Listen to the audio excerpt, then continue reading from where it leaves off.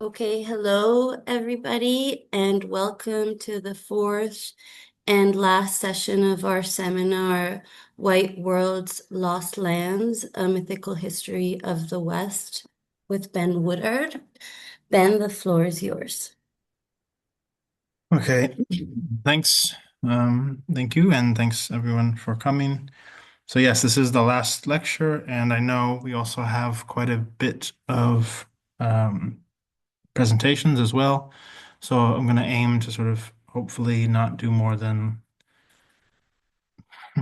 not so much past 4 o'clock for my part, anyways, because yeah, it's quite a few, um, yeah, quite a few presentations from what I can see on the list. And also it'd be good to have more discussion at the end anyways, since it is the last class. Okay, so let me just start. Let me just share the slides really quick.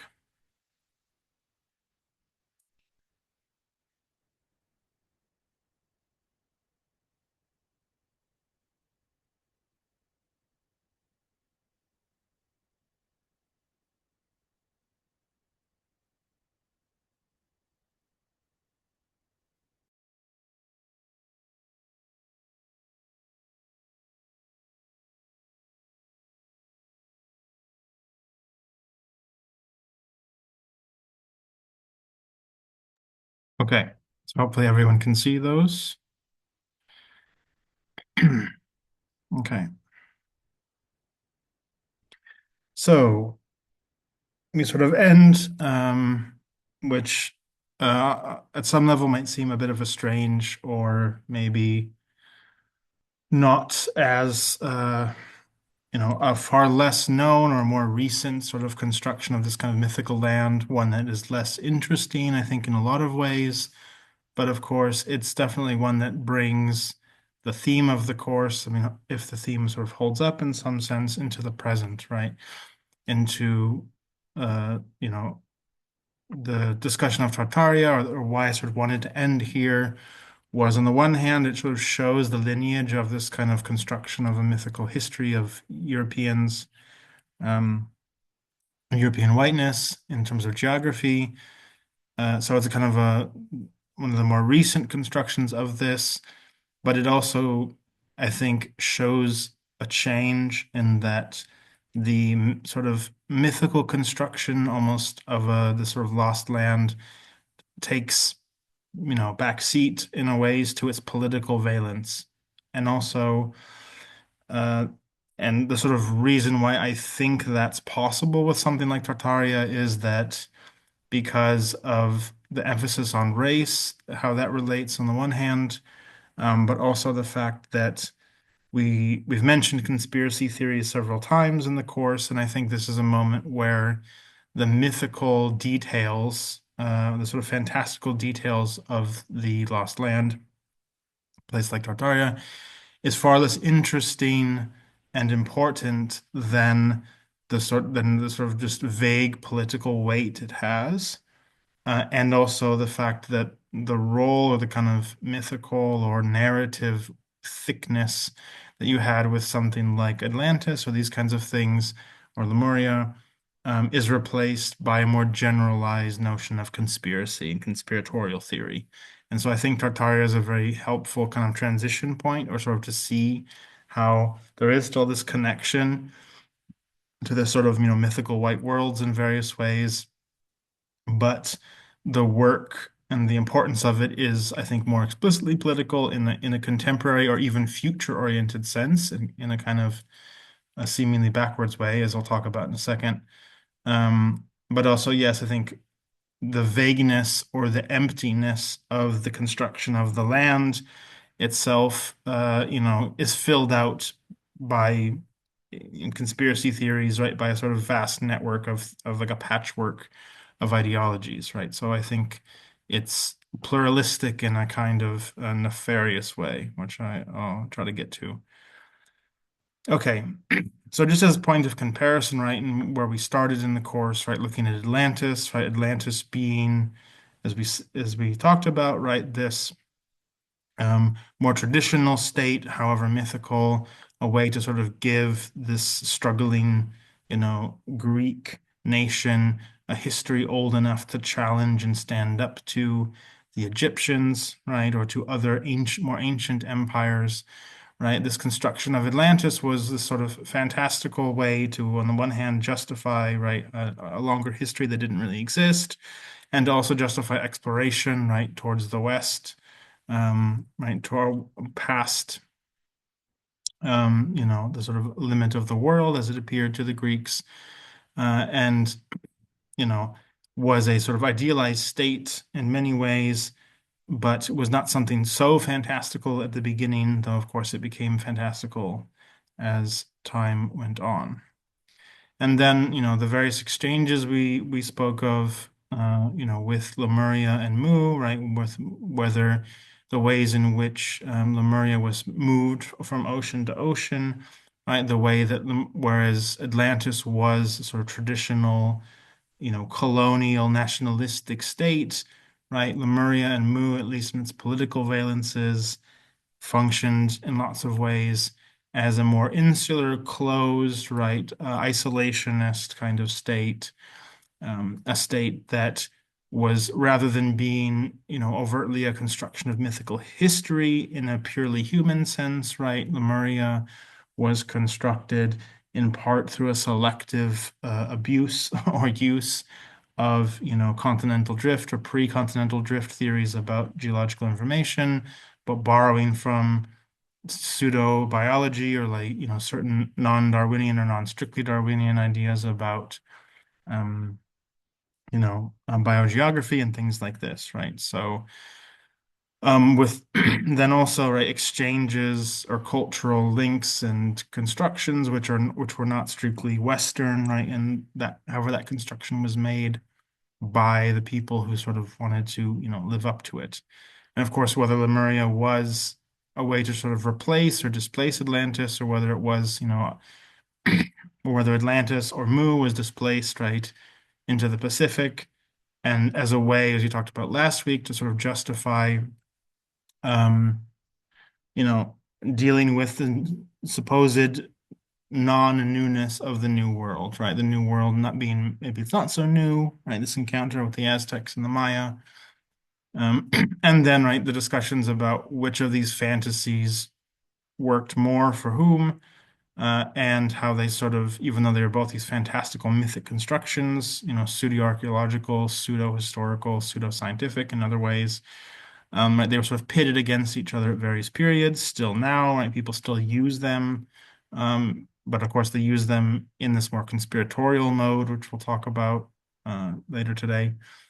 Right. But so when the sort of fake history of these places is less important as a sort of storytelling narrative device, right? The politics that they seem to embody, right, with Lemuria being the more alt-right isolationist thing, potentially, with Atlantis being the more traditional state, kind of, pro-Eurocentric, or Eurocentrism, ultimate entity, right? There's of course the political fantasies these places embody increasingly take precedence over, the other kinds of desires that we might have attached to them in the past, right?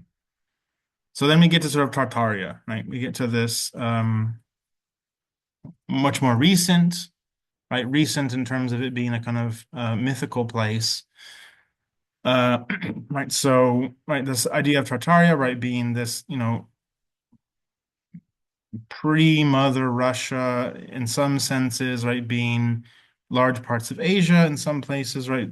Some people treat it like as including, Siberia, but also including, yeah, like some various degrees of the East. Again, whatever the East meant, according to this kind of Soviet or Russian thinking, right? Tartaria is much more recent in the sense of it being a sort of mythical place, and the evidence for it or the kinds of speculations that you could attach to it is far weaker. That doesn't seem to matter compared to other places, right? So Tartaria, of course, the name Tartar, right? This word the word has a long history as essentially being kind of generic, right? Land between Eastern Europe Eastern and Northern Eastern Europe and, what would be later called Asia, right, as a kind of generic name for these undiscovered places that were sort of, seen to be beyond, rather the Atlantean limit or the Lemurian limit, to the west and south, right? We sort of have the limit, to the east. Um, and of course, the fact that this name was used and seemed to represent something, but then was erased, right? This is where the real conspiratorial thinking comes in with Tartaria, the notion that not only was the whole nation and its expanse ranges from all of Russia and Asia to even being secretly expanded all the way to the United States, in some cases, right, all the way to the west coast of the United States. Right. So the range is very plastic in terms of where it was. And so, right, the idea is that this word was erased and that the whole, place, the whole country or empire was itself erased by a natural disaster, right? So similar to, of course, Atlantis in particular, right, the island falling beneath the ocean. In Tartaria, we have the terrestrial twist, right? So rather than an island being sunk beneath the seas, um, we have, the Great Mud Flood, right? This idea that this total, strange terrestrial event erased, all real traces of it or most traces of it from the Earth, right? But if so, this is what I mean when the sort of narrative part of Tartaria is very thin, right? It has nowhere the kind of prestige, or it doesn't have the kind of older history of something like Atlantis, or which of course goes back to at least to Plato and Platonic texts, and of course Neoplatonic extensions of it, or even something like Mu or Lemuria, right, being at least a couple hundred years old, right? The sort of earliest discussions you have of Tartaria in this sort of lost sense. Right, you have in the sort of 60s and 70s with figures like Levashov, who was this faith healer essentially, who sort of attached his history and his ideas um, to uh, to this sort of attaching his powers and this kind of pre-Soviet notion, right? This is really in the 60s, and a lot of these fantasies about Tartaria, I think, come out of people have written about this, come out of a sort of post-Soviet crisis, right? Um, and like if people watch the Dugan video, right, the relationship between the Soviet Union with especially people who have this idea, and even Putin subscribes to this to an extent, right? You know, sometimes Putin is misrepresented, or Dugan is misrepresented as being a sort of they want to go back to Mother Russia, right, in the Soviet sense, but this is a much older, much bigger entity, right? And so Levashov and other people in the 60s kind of saw Tartaria as a way of, on the one hand, going back to certain ideas of the Soviet Union, but utilizing this pre-Soviet, this even right pre-modern, which is very important for what we're talking about today, this pre-modern notion of of Tartar, of this generic, kind of early European Russian, but more than Russian sort of country. All right, so that brings us to Dugan, and of course, I won't talk in great detail about what's present in the texts, because I know I have the presentations about them.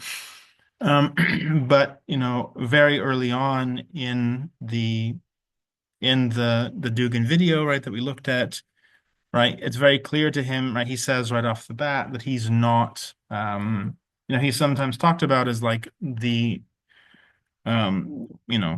sort of new sort of spiritual master of modern Russia, or he's seen as Putin's sort of philosopher. The relationship between him and Putin, I think, is not always clear nowadays, especially. But right, Dugin, definitely sets himself up as someone who is not nostalgic. Right, he says he was never a Soviet man. Right, he says this in the video quite early on. He's not longing for the Soviet Union, though, right? In certain ways, he says there's things about the Soviet Union, so he sort of safeguards himself, right? The fact that the Soviet Union was better than complete rampant modernized capitalism, right? But of course, it was And this would sort of fall on the critique the West had of the Soviets, especially during the kind of Red Scare and things like this, that the Soviet Union was soulless, right? And so this is where Dugin tries to find some kind of safe space for him to work between, the sort of unity and massiveness of the Soviet Union on the one hand, but also wanting to go back to an older kind of more right religious, but then the status of religion versus the mythical, right, versus the spiritual or the sacred, right? What kinds of work these words are doing is, gets very complicated. And so, right, also in the context of the course, and this is particularly evident in Miri's piece, right, the short piece, is that so on the one hand, right, it really points like part of the sort of the downfall or the mistake or the sort of thing that's critiqued by Dugin, and is also right, very present in Winter's, the both Winter texts we looked at, right, is this period, right, of, we could say the early modern, right, this period of when this, where we have the kind of first real substantial waves of what would be called European colonialism, but we also have, the sort of invention of capitalism also, right, in the real global sense, right? Whether you want to talk about like the Dutch, sort of like the Dutch and the Portuguese, right? This kind of mercantile capacity, right? Sort of banking, creation of certain banking systems. And this very much involves, right, this right appeal to naval power, right? This appeal to right outposts and expanding and exploring the oceans in order to set up right financial institutions and networks of trade, whether that trade is looking for resources that are locked, that are rare and hard to find and only exist in one place, like the notorious slaughter that was carried out in like the Banda Islands to secure the only supply of nutmeg in the world, for instance, or whether it was, the exchange of slaves, enslaved people, right, as, making this kind of expansive economy take place. Right, there's very much this notion of the sort of mercantile, right, the sort of birth of like real global capitalism, right, taking place in this period, and this for Dugin, right, or even for others who entertain the Tartarian fantasy, right, this is the sort of, beginning of the end in lots of ways. And hopefully it wasn't such a shocking mix, or why I intentionally wanted to talk about the particular text of Winter, and also talk about Winter in general, right, throughout the class, is this moment is also, right, this shift from, the original man or man zero or whatever you want to call it, right, the Christian man, the figure of the human that is not human, but rather this Christian cosmologically centered being, right? The shift from that towards, man one, right? Towards, as Winter says, right, this mercantile, right? The human or man as a political entity, right? Not fully Homo economicus as will come in like the second wave of colonialism in the Victorian period, but this kind of, cosmopolitan, world exploring, but also capitalist centered to one extent, but right, the capitalist desires are still kind of in their infancy in terms of how global they can be, right? There's still, as we talked about, like this debate between people like Sepulveda and Las Casas, like can we exploit these people if they have rational souls, right? So there's still religious concerns and limitations in lots of ways, that are, that do resist or do slow down, right? Kind of totally unfettered expansion that will occur in the 1800s in particular, right? Um, so so this idea, so in both Dugin and Winter, though they wouldn't probably agree on anything, this moment of shifting, right, towards away from religion being the sort of most important thing, right, and how slowly that takes place, right, is something very central, right, to the kind of general critique that's happening. And I partly put them together to sort of, ask, okay, what, you know, what is the status of the mythical here? What is the status of um, these sort of pre-modern narratives nowadays? Like, are they always going to be suspect, or is there something we can do with them? And so this is where, right, why Dugan emphasizes this notion of traditionalism, right? And it's kind of like Guinaud figure pictured here, who he mentions in the video, right? He mentions Guinaud, and he also mentions others, right? But traditionalism, which again, how that relates to the mythic is very complicated. But that like in, traditionalism is seen as part of this kind of perennial philosophy, right? Or this idea of this sort of genre of philosophy that emphasizes a sort of like world history that is cyclical, right? So the idea that there's sort of like returning cycles of kinds of ideas or kinds of beliefs or kinds of ways of thinking, right? That tends to be very sympathetic to religious thinking, but religion often taken in a global sense, right? And what's also important, which I'll talk about um, below, right, is in a few minutes, is also the relationship between traditionalism and theosophy, right? Because theosophy has kind of popped up in every single day of the course. But that there is some important but small distinctions between traditionalism and theosophy, right? And I think it's not, I think the role of the political versus the role of the religious is very differently emphasized in them both, even though they might read very similarly to us now, or to people reading them now, they might think they read completely the same. But I think the political stakes and the stakes of the mythic versus um, the sacred, which again, right, Dugan emphasizes all the time, I think is very important. And of course, these notions of the sacred should also make us think back to the Bataille, the very short Bataille text we talked about, right? But Bataille has also been with us in the background as well. Right. And so the other figure who people are probably more familiar with is, Julius Evola, right? Who, this kind of, again, very straightforwardly traditionalist figure. There's a day of, returning to tradition or sort of, this kind of rabid proto-fascist or full-on fascist, depending on who you ask, notion of, that there's certain cultural, and religious values that have to be politically, defended, right? So again, right, a sort of whereas theosophy might selectively accept certain notions of modernity, right? So if you think back to when I talked about Blavatsky in the first week, right, they would take Darwin's evolution and of course, mess with it beyond recognition. Um, but they would sort of say, there's things in the modern world that sort of help us prove our case, but, ultimately they don't get to the truth of humanity, which is this religious, cosmically, significant thing.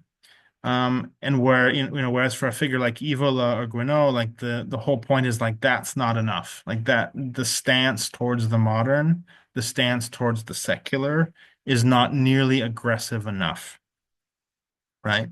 It needs to be far more militant, far more strict, and it has to be explicitly political, right? Because when we look at some of the texts that we've looked at, which were sympathetic to theosophy, right? They almost never explicitly, endorse a form of politics, right? Of course, if you read the kinds of things they say about certain parts of the world or race or,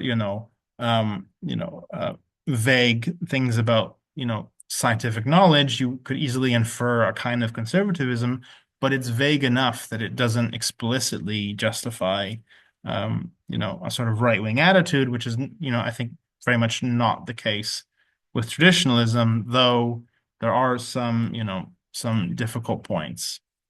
So the reason why people might have heard of Evola, right, and why Evola is also, again, the point of this last class is to talk about, more recent events or things that happened was, I mean, people might have, I assume some people here are aware, right, there was this huge drama, I don't know how many years ago this was, like 5 to 10 years ago, where like this gallery in London was shut down because they were hosting, Nazi sympathetic or neo-Nazi sympathetic events, and also they were, it began in part because it's discussions of Evola and discussions of things on the alt-right, right? But why bring this up? We don't have to litigate over that if we don't want to. Maybe people have things to say about it later. But I bring it up because, right, this is again a point where the a lot of the themes in the course become very relevant to the present, or to the very recent past. Because you know, whereas these theosophical kinds of ideas would sort of flow within so-called left, or I would say at least so-called liberal circles, and still do very much, right? No problem, because they claim to be apolitical, right? The idea that you then had stuff like traditionalism of various forms, like an Evola, um, show up in, purportedly leftist spaces, that it could be discussed in the same manner, right? There was a very violent reaction to that. And I think, again, right, it's because there is an explicit politics. And so the question of like, what's the gap between theosophy and traditionalism is something worth thinking about. Um, and so, right. Sorry, I have to move the panel here. Right. So one of the sort of moments where Guinaud like explicitly critiques theosophy, right, is he says it's sort of too immaterial, right? Which again, amounts to being apolitical, right? Especially in someone like Evola, right? And so, but what's tricky or what makes things very complicated is, of course, Guinaud when he attacks Blavatsky explicitly, right? He has a whole book where he attacks Blavatsky and he talk the theosophical tradition. But he will say, right, he won't say they're not political enough, right? He won't say that, even though if that's what he's probably thinking or he wants to say. Rather, he'll say, they don't deal with material practices. They don't deal with the status of the body, right? In real ways. And, in terms of like how you live your life, right? Like theosophy is too abstract. It's too idealistic, essentially. And so that's a way to sort of say, that theosophy is too disengaged with the present because it's too interested in constructing this fantastical past, right? Whereas in someone like Dugan, following the lead, as he explicitly says, right? He's following the lead of people like Guino and Ivola, right?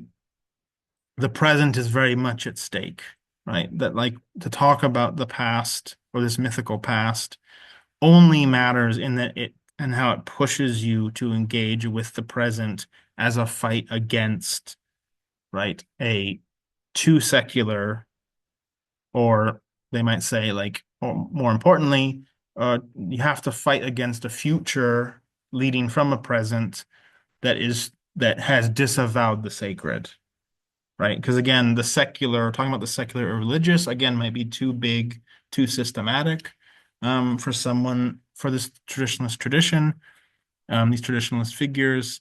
Rather, it's that, the meaningfulness of modern life has to be, is only guaranteed by talking about things like the soul, right? By the sacred, right? These things, but similar to the Theosophists, they're sort of non-denominational in the sense they don't really care, which religion you're borrowing from, but rather that there is this kind of older, right, underlying set of patterns and signs and practices and sacred rites and so on that should be adhered to, right? And it doesn't have to be just one. And this is also where Dugan's politics, and as if you read Mary's piece, right, the appeal to plurality, the appeal to purportedly left-leaning political strategies and projects seems, totally incoherent. But because of this emphasis on like lived reality and the sacred and like, everyday existence being meaningful, it's actually easier for these figures who are traditionalists and would be seen as like hyper conservative to actually borrow the strategies which, of decolonization and stuff like this, right? Because the appeals to there's an underlying religion, underlying meaningfulness that has to be defended, but you can do it in many ways appropriate to your nation or to your culture or to your race, right? So this is where, for instance, in some of the figures that Miri mentions, right? Like especially this French scene, like Benoist and these people who, right, seem to hijack and seem to sometimes very successfully hijack identity politics in terms of what they call identitarianism, right? So on the one hand, it just seems like of this very old version of like, well, if people of color can have their own, groups, why can't we white people have it too, right?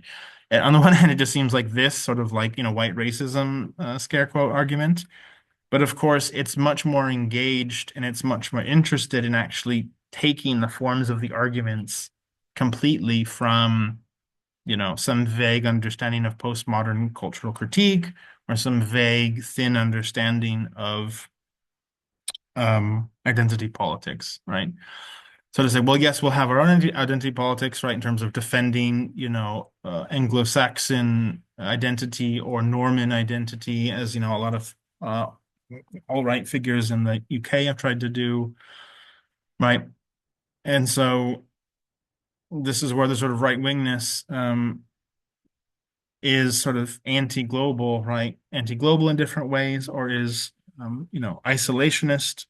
Right? Here again, and we get this appeal to Lemuria versus Atlantis, right? In order to sort of protect, right, and hold on to something that is seen to be under threat. Um, and obviously I haven't read this book. The cover was too funny not to use. Right, but this of course this plugs into various levels of sympathy, right, to a right politics very broadly defined, which of course we're all, I'm sure, very sick of hearing about all the time, which is, this New World Order, right, globalist conspiracy, George Soros, elite secret pedophile ring sacrificing people to Satan, whatever, right? Lizard people underground. You can take, there's like 1,000 different flavors of this you can take. But again, right, it becomes a unifying feature of sort of traditionalism or traditionalist adjacent people, right? And that rather than just looking like Luddites or looking as if they're anti-technological, old-fashioned conservatives, right? They're saying, no, we have to protect something because there is this overarching, right, violent presence, which, and again, Dugan talked about this, right? He said the West can't even imagine the future anymore, right? So he does this kind of political inversion of the classic, Zizek, Jameson, Mark Fisher, right, popularizing line about, right, it's easier to imagine the end of capitalism. Sorry, it's easier to imagine the end of the world than the end of capitalism, right? And so the sort of figures like Dugan or the other traditionalists, right, take this and use that as a critique against, right, Western capital and the sort of general liberal politics which support it, right? So like they can only imagine their own end because they've given up on everything that matters, right? That's the kind of argument that Dugan wants to make. And the way he talks about it, right? Like if you clipped that video in various parts, you could easily convince somebody he's a leftist thinker, right? If you chopped, I mean, you wouldn't have to do that much editing. And so this, of course, is part of the problem.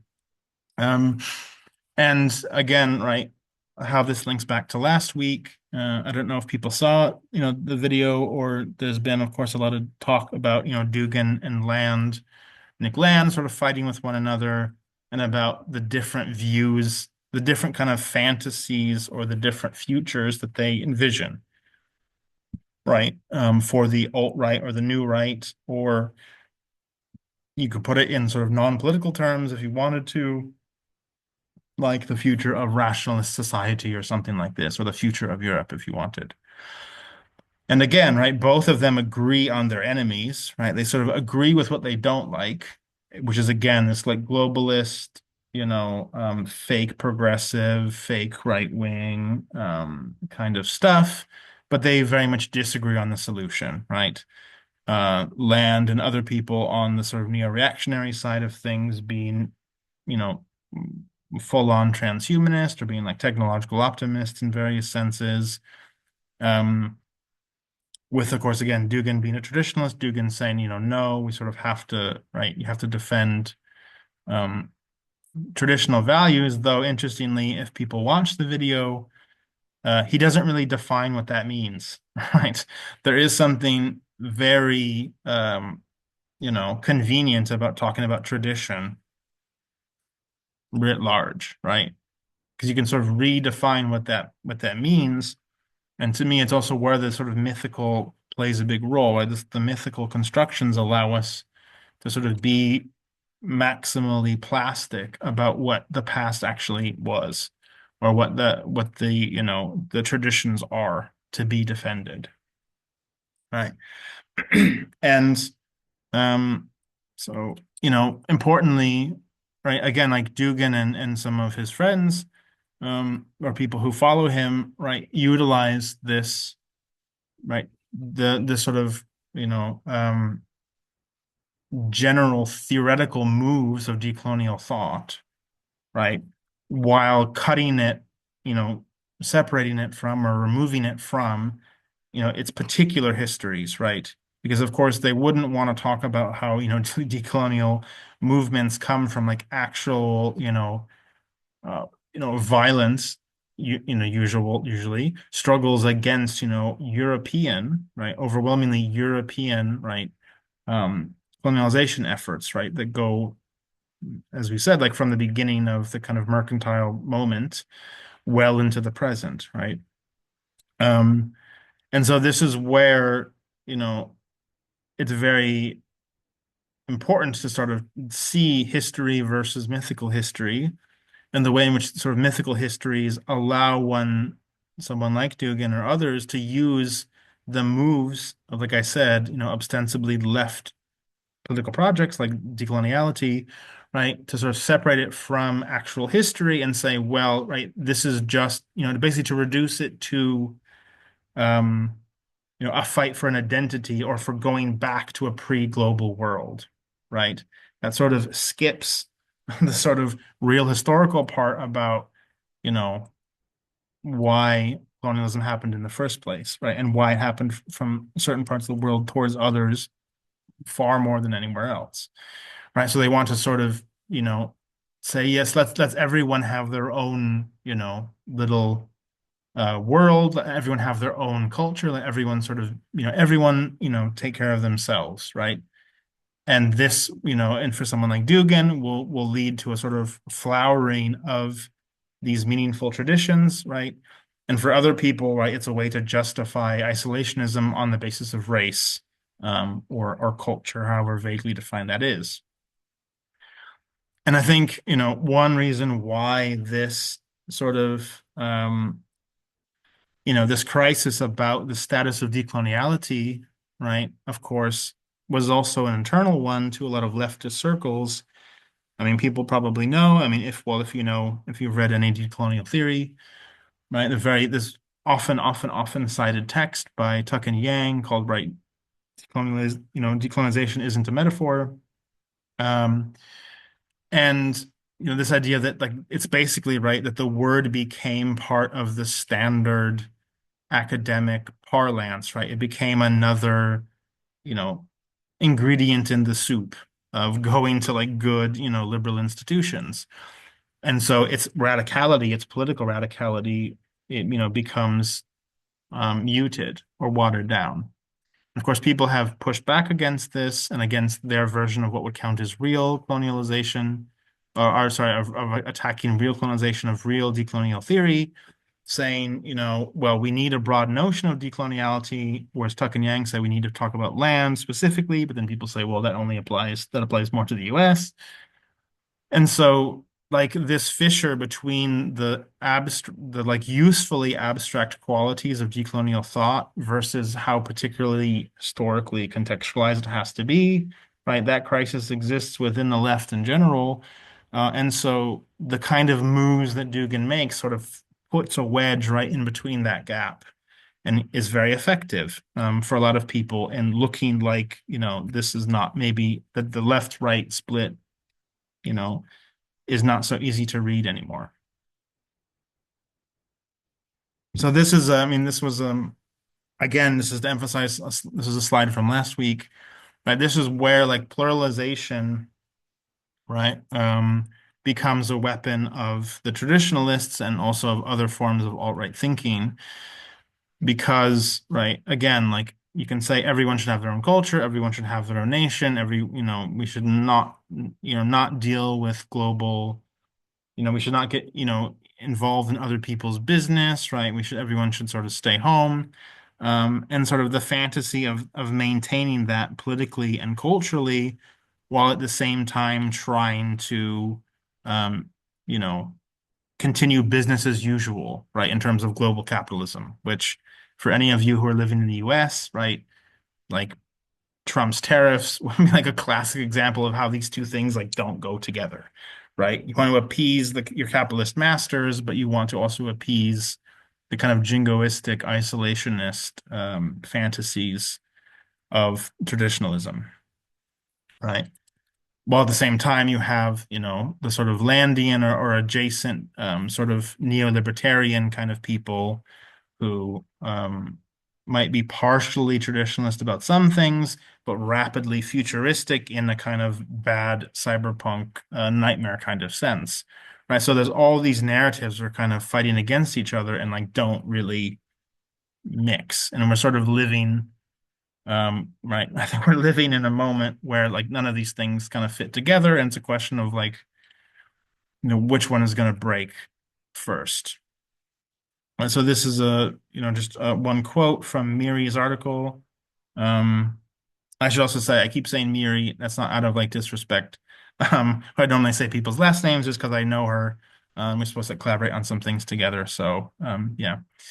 So as she writes, right, like as Fanon, I mean, this is a quote from Fanon, but she references it, right? As Fanon put it, decolonization could neither renounce the present and the future in favor of a mystical past, nor base itself on sterile litanies and nauseating mimicry of a debased Europe that was, at the time he was writing, swaying between atomic and spiritual disintegration.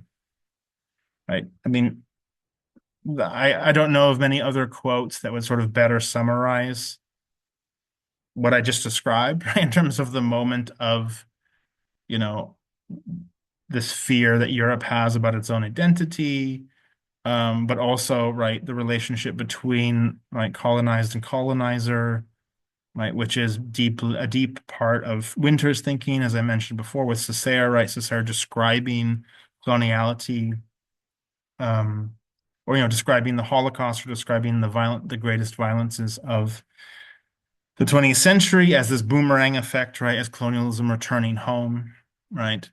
Um, and at the same time, right, the cyclical effects of coloniality, right, which Fanon obviously was very invested in talking about.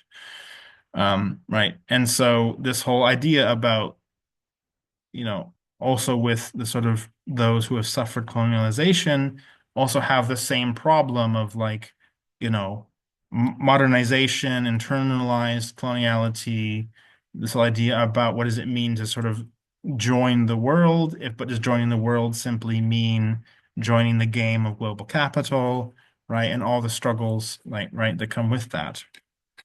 Right. So I think Fanon kind of, and then what the mystical past, however you're using that, right, plays into this, battle.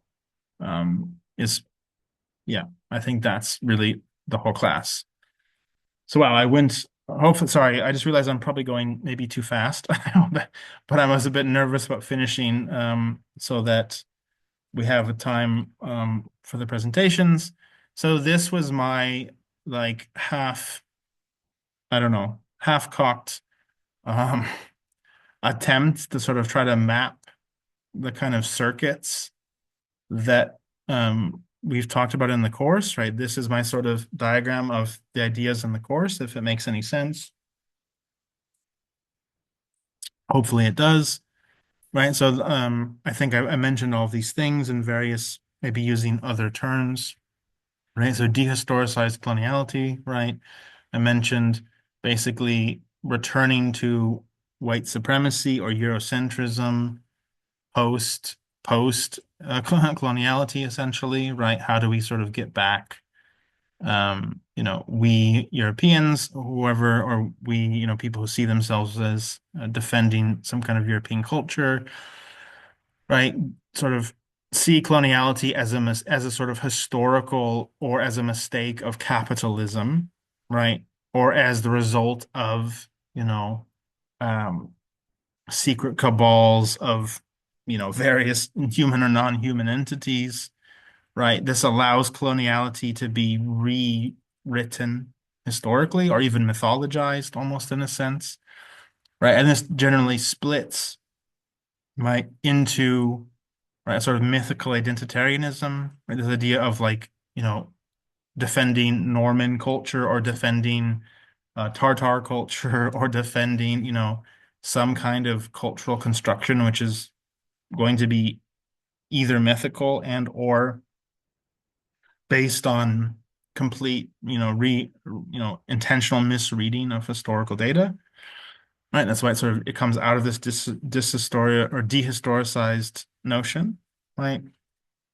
And so then you can sort of build up an isolationism, or you can build up a politics starting from there, right? Saying we have to sort of go back to some identity and then deal with nationhood later, right?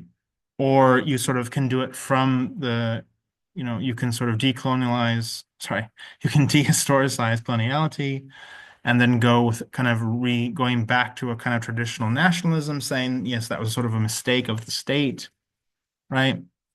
Um, and so let's kind of get back to, let's take care of our own, right? This would be the kind of thing that you would see, sort of Brexit kind of thinking or this sort of thing, right? That we sort of have closing the borders and then being able to decide later who counts as a good citizen, who are the identities we want, right? These things can, of course, work, they have different logics, but they don't contradict each other, right, in any significant way. And the traditionalist nationalism, right, is going to lead to Eurocentrism, or supremacies, right, based on nationhood. And the mythical identitarianism, if it kind of goes away from nationalism, is going to give you, is going to give you the kind of Elon Musk vibes, right, of somebody who might use identitarian politics in terms of whiteness in a vague sense, but they're ultimately more concerned with what they would call rationality, what they would call freedom, right, what they would call the future, right?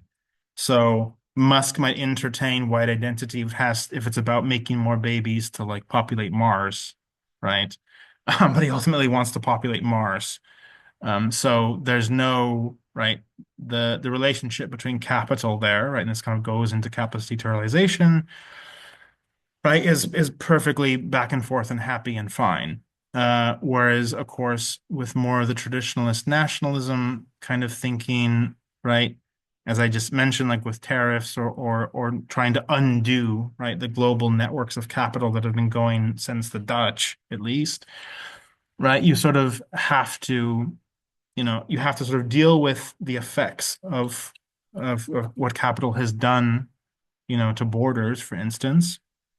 Um, but you can sort of try to restate that or change the game, or try to change the rules by favoring certain nations over others, right? So the sort of this is where the nationalism, right, becomes fungible, right? It becomes squishy in terms of, you will sort of let certain people in as long as they keep as long as they don't threaten the notion of nation. But then the notion of nation is still fighting a defensive battle against the forces of capital, right?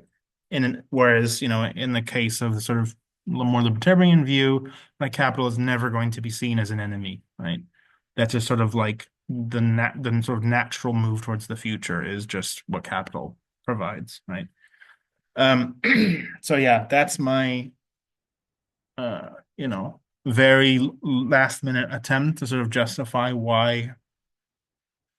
uh why I thought this course made sense. Um, so in terms of what we read and why we read it in the order that we did, is to sort of figure out this kind of map of things.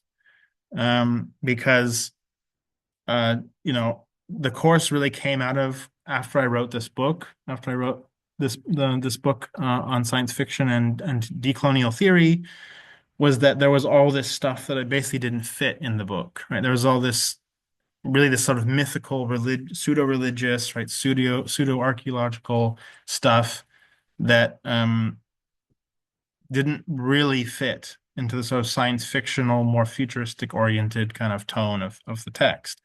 So in a lot of ways, this course kind of came out of this attempt to sort of make like a fuller picture or sort of do a fuller history of or sort of mythical history or backstory to um yeah, the way that like colonial thought has sort of become so entangled with science fiction.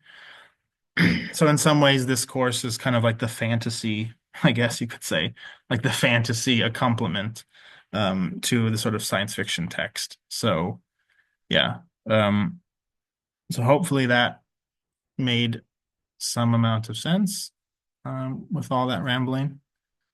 Uh, yeah.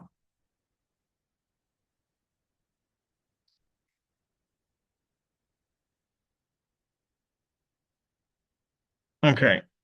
So with that, maybe it's good that we just do a short break and then we can come back with the presentations if that works for everyone. Yeah. Okay. So let's come back at 15 past.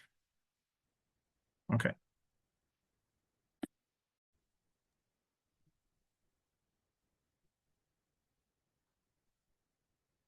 Okay.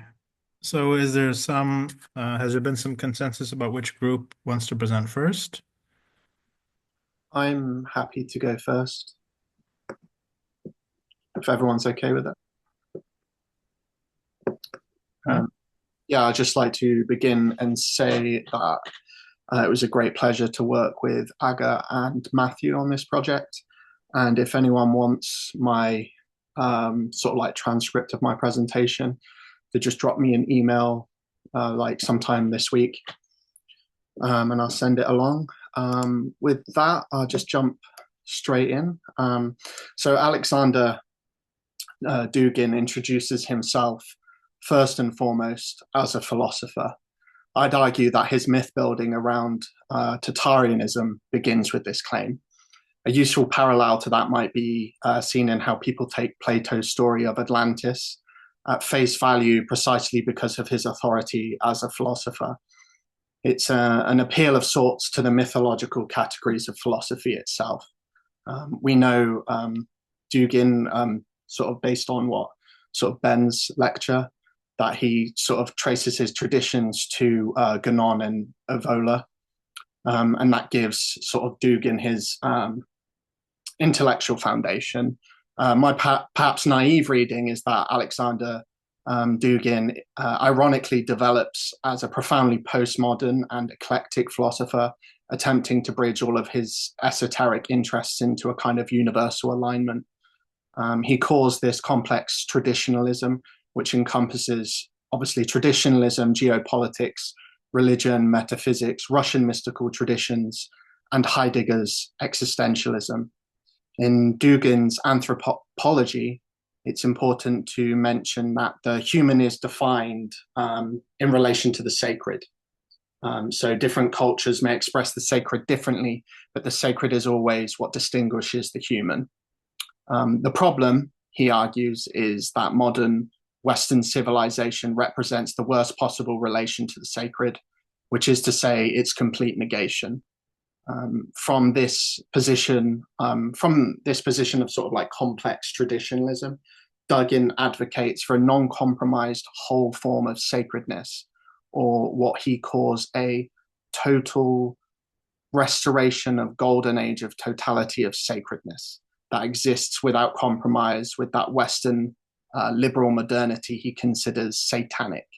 When discussing this golden age, Dugin introduces a dichotomy between the land and the sea. So Tatarianism associated with the land represents the conservative, the rooted, traditional, and then the Atlanticism associated with the sea represents the modern, mobile, and liberal.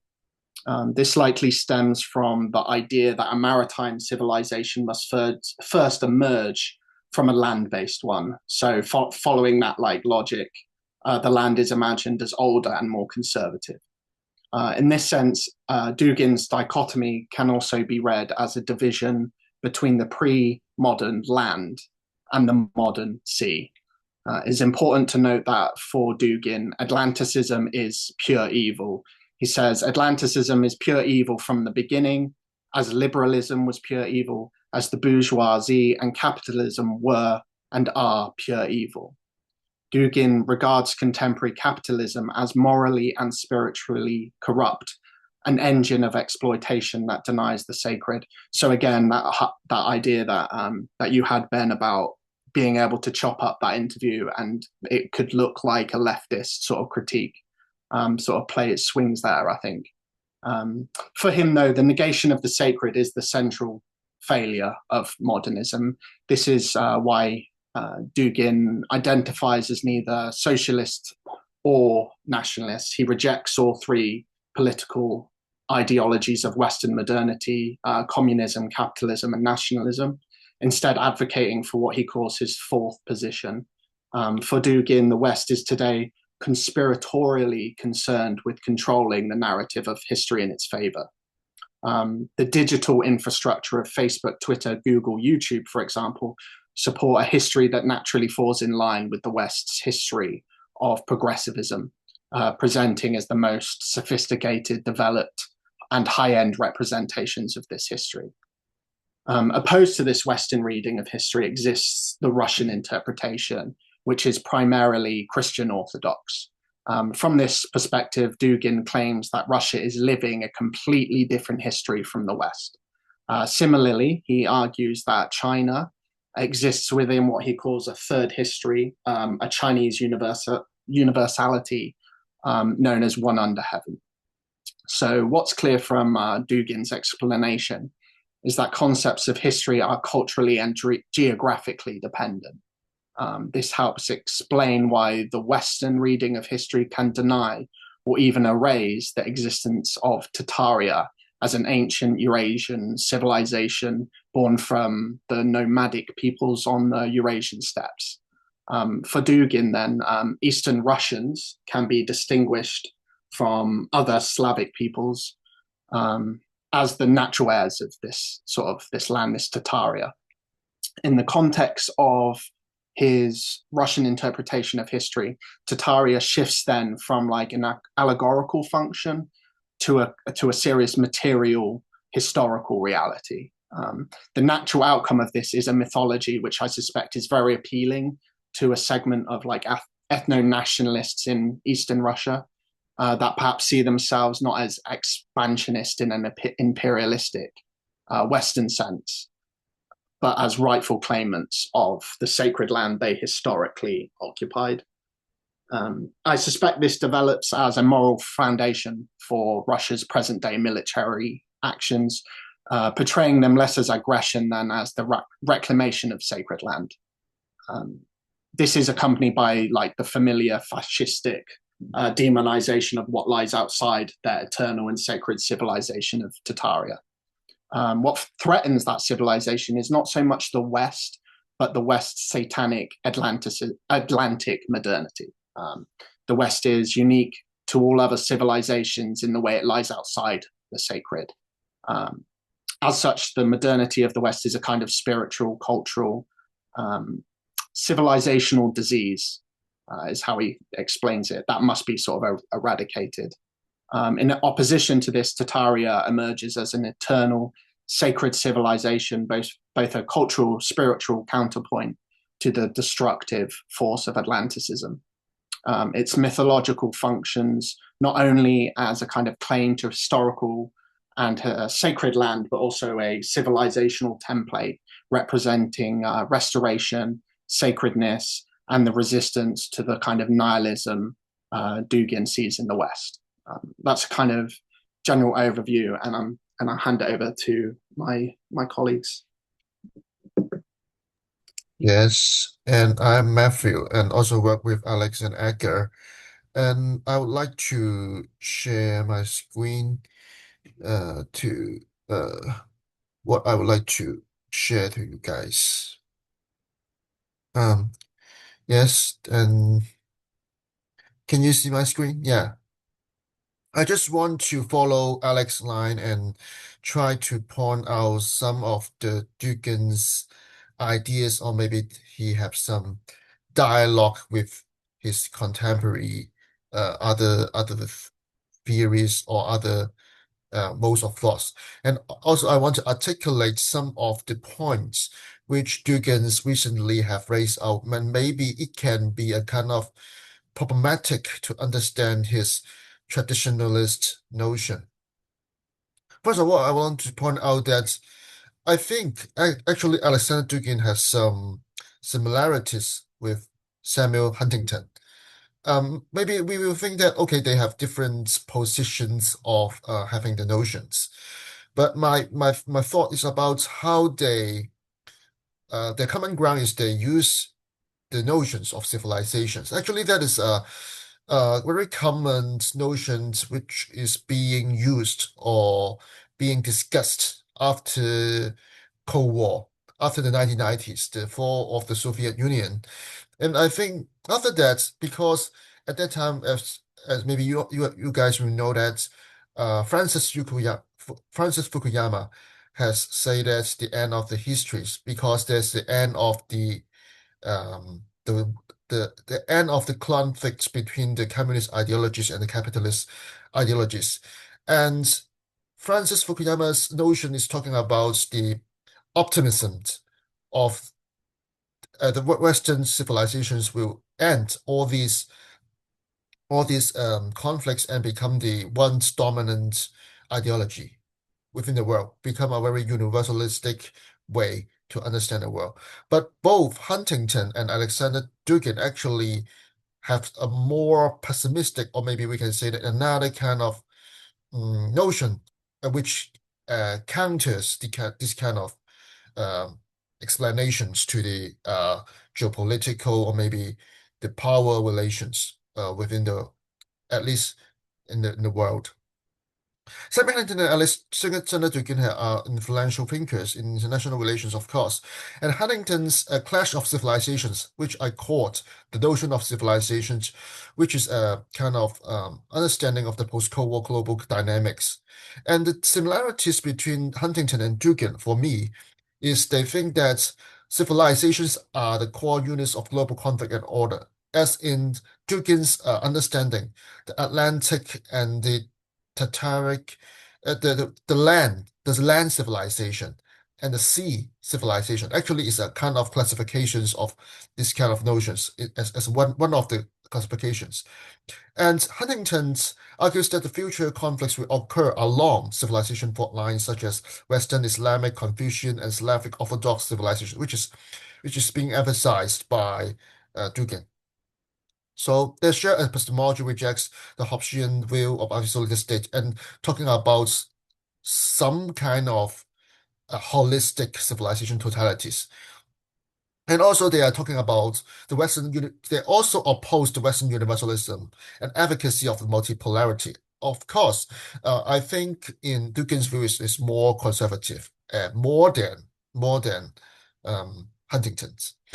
And also they are sharing a kind of realist and conservative thought, but I won't go too far for that. And also, but apart from that, there are also some differences between the two. Dugins is more prescriptive and anti-liberal, and Huntington is more analytical and based on a more realist, so-called realpolitik point of view. And the second point I want to raise out is about how Duggin's views of China, as in the video clip, Duggins also mentioned China's position in being a kind of alliance with Russian, uh, the traditionalist views of the Russia. And he said that in another interview in this link, which is about because some of us may know that Dugin actually is being hired by a renowned Chinese university called Fudan University, hired him as a senior research fellow, Dugin. in China. And there's a conversation in October 15, 2025 is about how Dugin praised China as a navigator or leader of the multipolar world order or described as a miracle. And I won't go too long for this part, but in short, Dugin praises the traditions of Confucianism and modernity, and how China is an opposing power of the multipolarity as a part of multipolarity, and also Chinese civilizations. I just read a very short quote by Dugin. Actually, in this part, actually also echoes and resonates what I have said, that he also emphasized the nation state and also the stage of civilization. He said that state is very different from nation state because state can be civilizations, can understand as a civilizational state like China. Uh, be, um, prior to prior to what China become a nation state, actually China has a more universal worldview in Qing Dynasty, in Qing Dynasty, and also before. They're using Tianxia, as Dugan has also mentioned in his clip, Tianxia. And I also skipped this slide. Yes, Tianxia, the idea of Tianxia, the world under heaven, actually is a kind of we can also say that it is a kind of lost of the worldview of China, because Chinese is some part of China, like Hong Kong, is being colonized, and also force China to um, abandon the the idea of Tianxia. And I think this is also a kind of lost ideology, or maybe a lost worldview in China. Dugan has claimed that Austria is living a completely different history from the West, and that China also have a kind and another track which is very different from the westernized timeline. And in the idea of Tianxia, I just want to mention one point is actually Tianxia, like the way of the Atlantic uh, worldview being mentioned by Dugan, also is a reflection of the nation state and empire. As for Tianxia, actually also is a kind of civilizational state which is opposing nation state, and it's talking about empire which uh, embrace all the differences, all the different values, and all the maybe sometimes it's conflicting ideologies, but it is a very huge a kind of civilization body, and have embraced all the things. So it is also talking about empire is also a kind of theoretical construct to become a kind of universal knowledge construction, as like Dugan. So my presentation is trying to articulate how Dugan's can have a dialogue with Huntington, and also how China become a theoretical alliance to Dugan's worldview. And that's all for my sharing.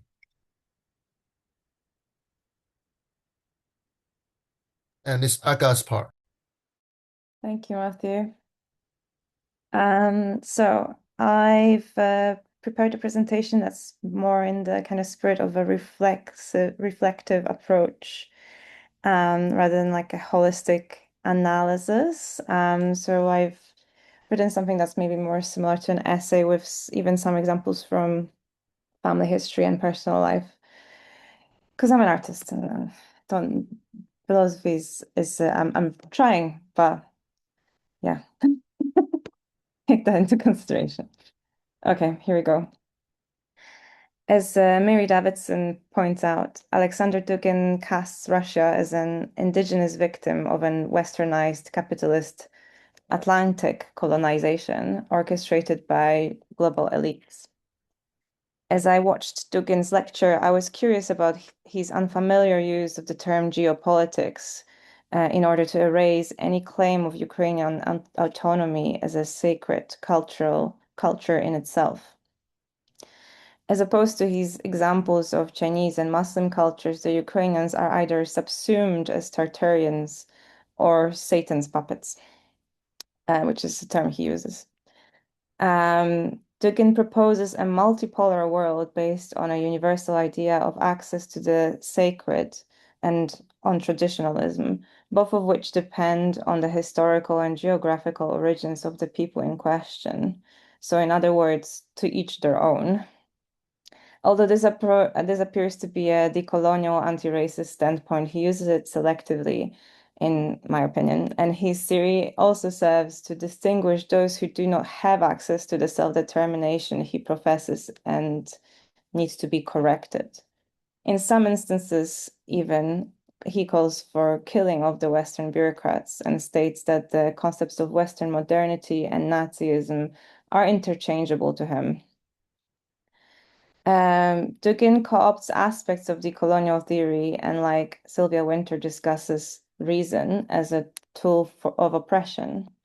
Dugin advances a sort of pan-religious ecumenical argument equating free will and reason with Satan, while Sylvia Wynter, on the other hand, shows us that once the colonized people learned how to pray to Christian God, they could no longer be dehumanized based on their lack of access to divinity. Thus, a new exclusionary definition of reason became the tool to kind of prop up the white supremacy and continue giving colonialists a sense of absolution. So, yeah, kind of to summarize that, Dugin appropriates the concept characterizing reason and free will as essential to Atlanticism and Western modernity's hegemony. However, what he proposes instead is a return to the original religion-based definition, yet multipolar. His theories, although presented as diversification, rely heavily on homogenizing people according to his definition of civilizations and histories, simultaneously erasing any deviation from them. Dugin is not concerned with the security and well-being of people who would be rejected by his proposed society's regional, civilizational, and cultural role traditionalism.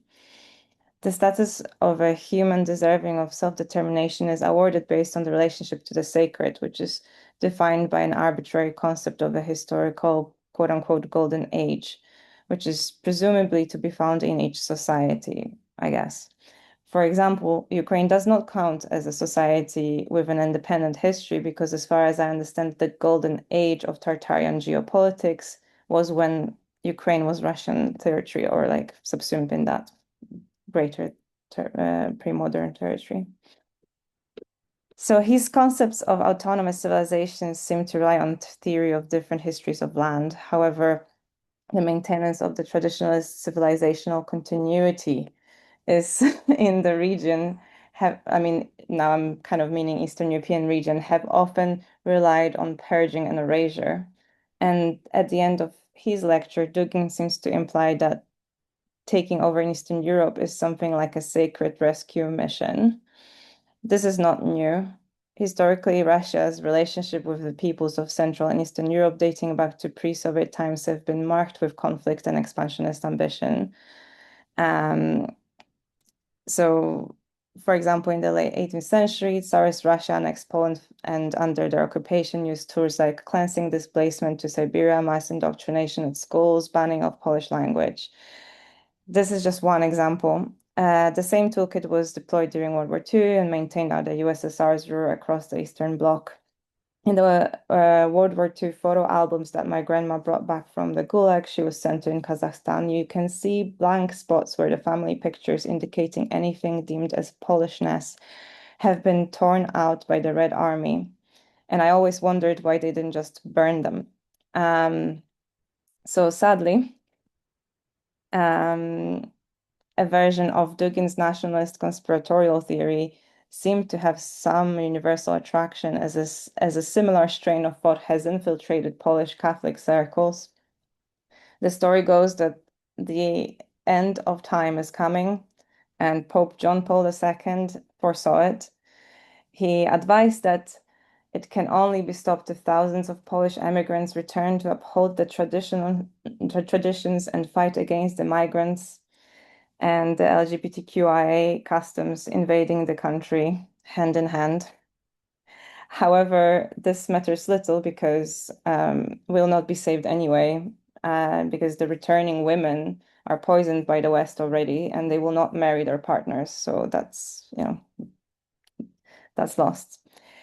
So the the cherry on top of this conspiracy is that we also know there will be an apocalypse, and why do we know this? Is because there is an antichrist, who is recognized in the figure of Putin himself. So this anecdote led me to kind of research on LGBTQ and their position in the kind of Duggin's cosmology of civilizations. But that I found really difficult. So I can like read out to you some of the things I kind of started thinking about, but I don't feel like I've resolved it. So, but I felt it was still interesting to bring it up because he doesn't like speak at length in the lecture we've seen about queer theory. However, it's mentioned and I've kind of done a little bit more digging because that's kind of my area of interest. So, so in case of the LGBTQI rights being a tool for Western modernity as like a kind of colonization tool of colonization, it's really complex, really. As much so there's a book titled Transnational Homosexuals by Łukasz Schulz, and it researches the origins of LGBTQ plus cosmopolitanism. So Łukasz Schulz proposes that the international LGBTQ plus activist movement started at the Stonewall riots, which is for those who may not know, I don't know, a protest in the summer of 1969 against a police raid on the gay bar Stonewall in New York. So Schultz suggests that this gay liberation movement was perhaps the origin of the LGBTQIA internationalism and then later led to the bid to include them as a part of Western project of universal human rights. However, it was not the beginning of homosexuality itself, obviously. So there is some merit to the critique that there's some merit to the critique that identities are becoming globalized or thought of as global, because a lot of research of LGBTQ identities focuses on US, Europe, and white middle class. So thinkers like Schultz and I found another one called Altman call for a more transnational approach to study of sexualities, and I feel like this theory has somehow ended up being subsumed into Duggin's thinking, and the more you kind of scratch into it, it's difficult to kind of unpick it from it. But that's what I can hand you. Well, thank you very much. Okay, great. Thank you so much. And is there is there a next group who wants to go? Because I think there's two other groups. I can go. Could we do it now? Yeah. So let me share.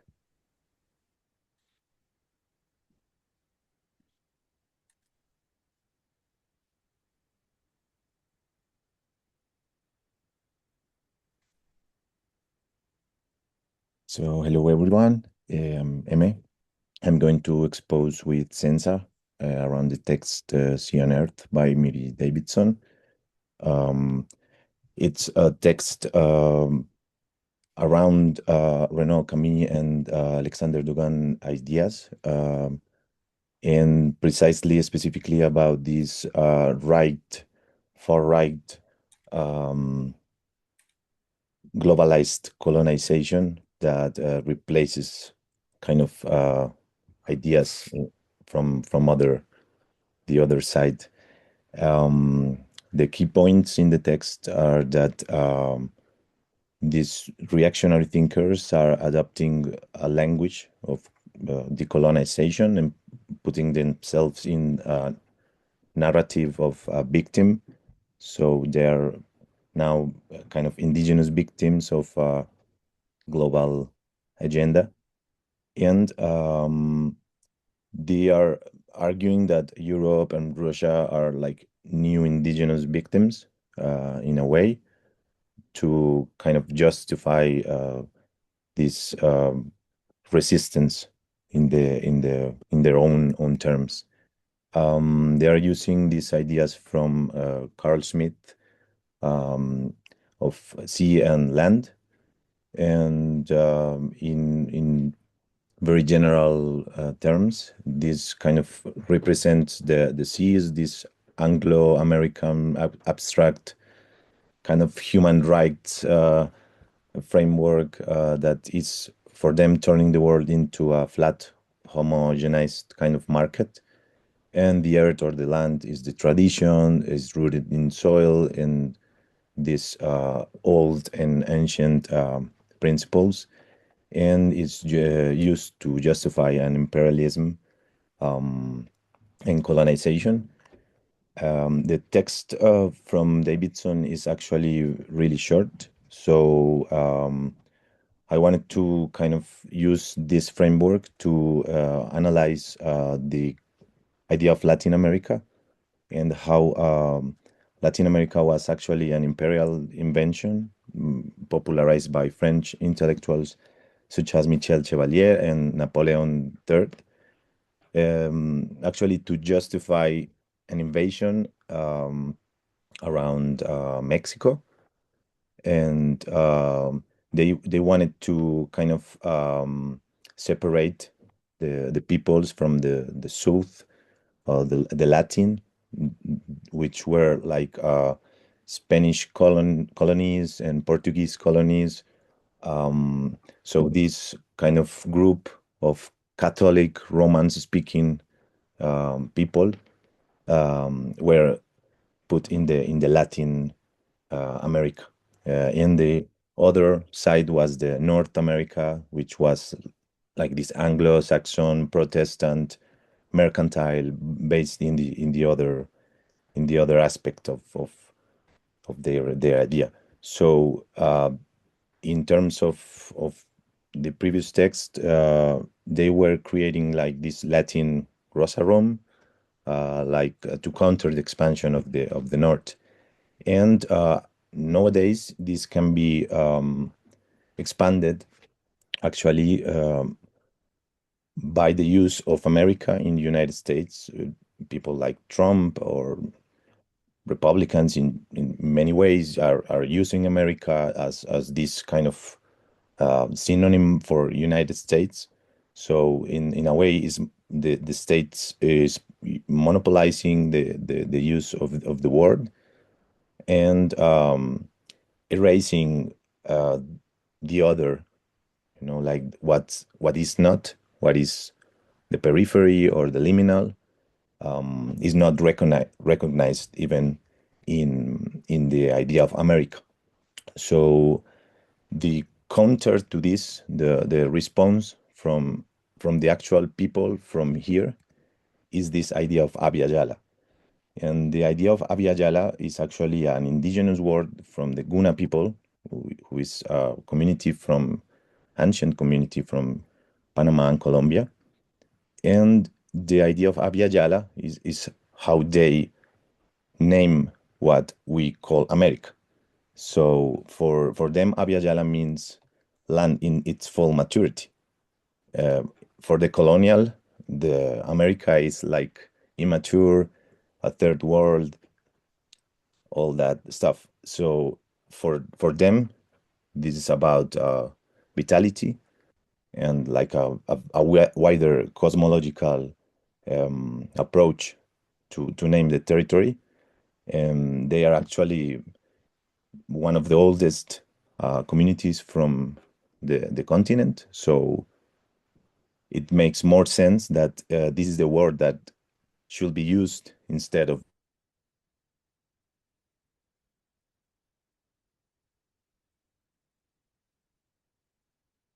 in Quito, Ecuador, this Second Continental Summit of Indigenous Peoples.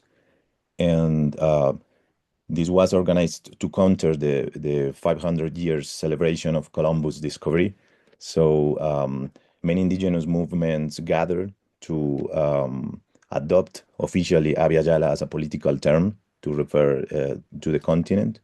And this was rapidly also adopted by academic studies and Latin American cultural studies. And here, many people in the academic dimension likes to call Abya Yala instead of Latin America. One key example is Ochi Curiel, who is an amazing author that has been developing feminisms from the Abya Yala and trying to use actually the term to redefine and link other ideas, territorial ideas, such as the Caribbean, for example, that for her is relegated for this idea of Latin America, which is more homogeneous and leaves the Caribbean out in most of the time.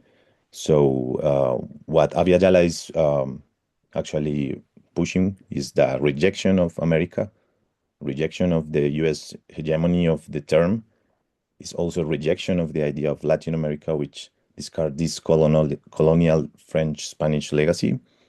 Emme, Also, sorry, I'm just gonna interrupt you quickly. I don't know if you're supposed to be showing a presentation, but it says loading. Maybe you can try oh, sharing okay, your screen again, okay? okay. Mm,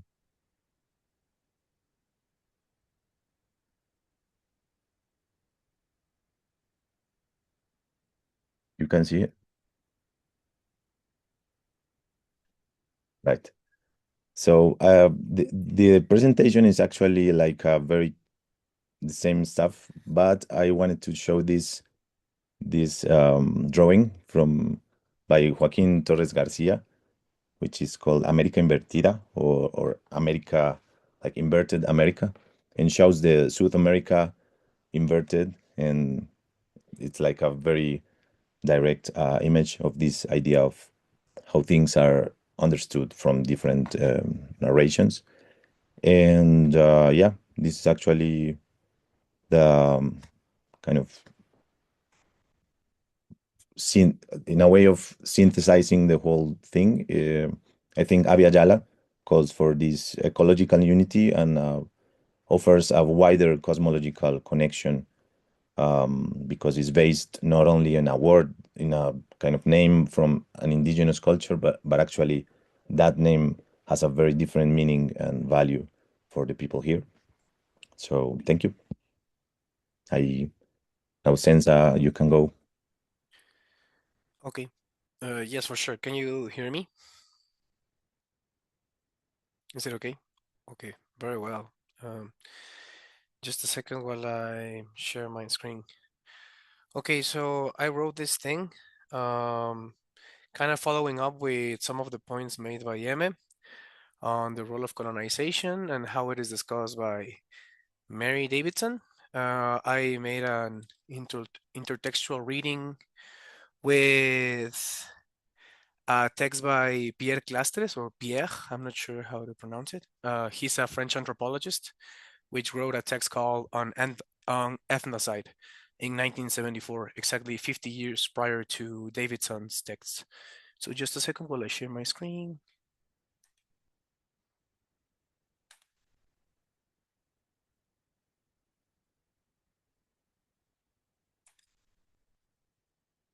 Can you see it?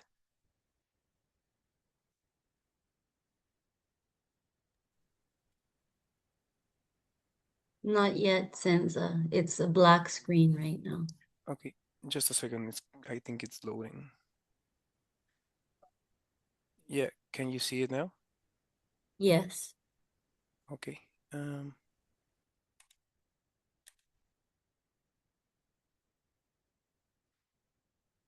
Just a moment.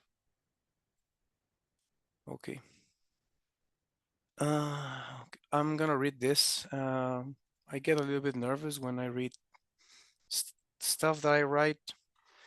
But let's just get this done with. Um,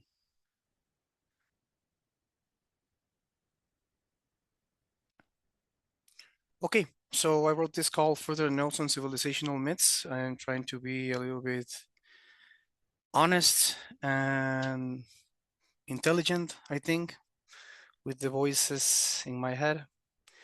So yeah, let's get into it. The far right wants to decolonize both me and you, but particularly it, the Earth. Why? It is easier to separate colonization and its counterforms from other systems of subjugation and serfdom as something more or less barbaric or pristine, depending on who you're speaking to.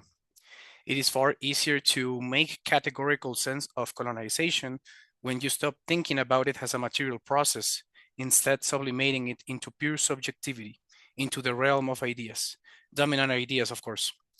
It is easier to make the case for colonization as an irreversible consequence at a historical level when it's taken as a planetary process instead of an anthropic one, making it worthless to search for whys instead of focusing on the hows. And that's the thing. Colonization, it's the big how-to on imperial expansion in the long run, the marrying of both planetary and anthropic concerns. You don't need to have money in your pocket to colonize. Following imperial history, you don't even have to be rich to take land. You just gotta have evil in your heart, like we all actually do. The original Sing type shit. You just gotta have to really wanna go for it. I look through my window and it rains like a bitch. I open my heart and it rains like a bitch. I take things for granted and I do it for the lols. I take things for granted because in this life, that's the only goal. To take things for granted, to act like an institution in order not to depend on them. But let's be honest, that's naive and retarded. We're all within at least one institution. We're all nothing without a we. It's part of being human. It's part of being a citizen. It's part of the civilized experience. The way in which we all speak English in this session, the way in which we all question ourselves via alphabets, discourses, and ideas, the way in which subjugation triumphs, yet again, when we think about colonization and its long-term effects as a mere system of ideas, a mere subjective discussion.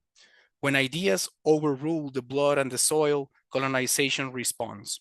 This is all Plato's fault. That's why we're taking a different route instead.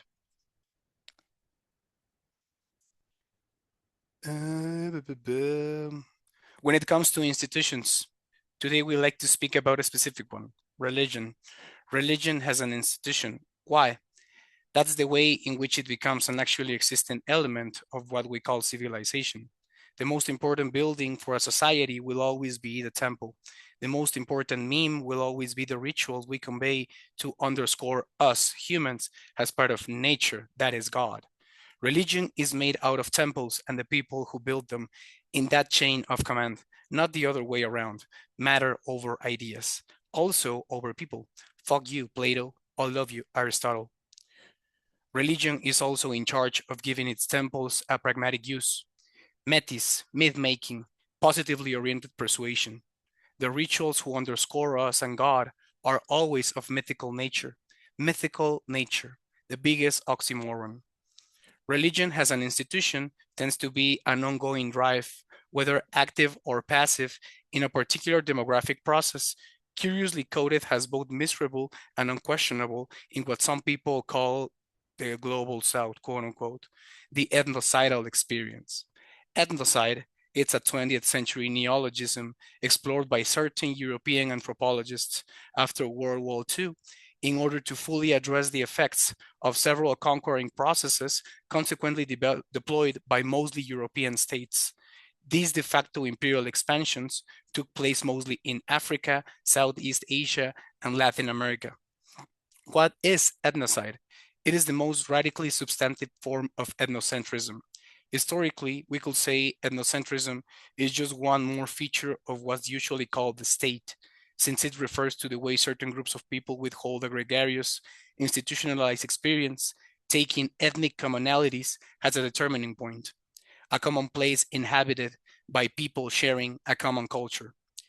If there's no state without a previously settled colonizing process, once the settling of the state experience reaches a certain point within a territory, it has to make the decision of eradicating a particular set of cultural commonalities, usually the pre-colonial ones, in the name of a new set of ideas. That is, the dominant ones coming from the colonizer, of course.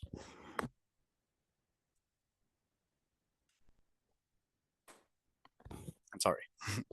The moment when this reaches an unquestionable status is the moment when ethnocentrism flips towards ethnocide. If colonized and civilized reality is inherently ethnocentric, religion and state are deeply embedded institutions through the ethnocidal experience. The ethics of humanism are the spirituality of ethnocide, and vice versa. Mary Davidson's Sea and Earth delves on current revisionist efforts among contemporary philosophers, especially those intertwined with a certain political class, both East and West. This revisionist spirit seeks to address the way in which we think about colonization in present COVIDian time and how it plays a major role in the narrative certain robust dominant states use in order to justify geopolitical actions which are presented as both imperial and quote unquote against the globalist status quo. And so we ask, when did an empire stop being the status quo? Our goal is to question the way in which material processes of colonization, either positive or negative, tend to be objectively overlooked or undermined by dominant forms of thought and territory, exemplified by certain works of canonical philosophy about the state of welfare capitalism and 21st century globalization, like the works of de Benoit, Alexander Dugin, or lefty decolonial thinkers like Enrique Dussel, Aníbal Quijano, or Walter Mignolo. All of these has been entailed, one way or another, more than 50 years ago by a critique on the matter of ethnocide, presented and heavily explored by the French anthropologist Pierre Clastres. If reactionary thought doesn't seem to have a problem separating the inseparable, as Davidson posits, we take Clastres' diagnosis on ethnocide as some form of disenchanting antidote against the philosophically far-fetched revisionism on decolonization by pro-imperial intellectuals.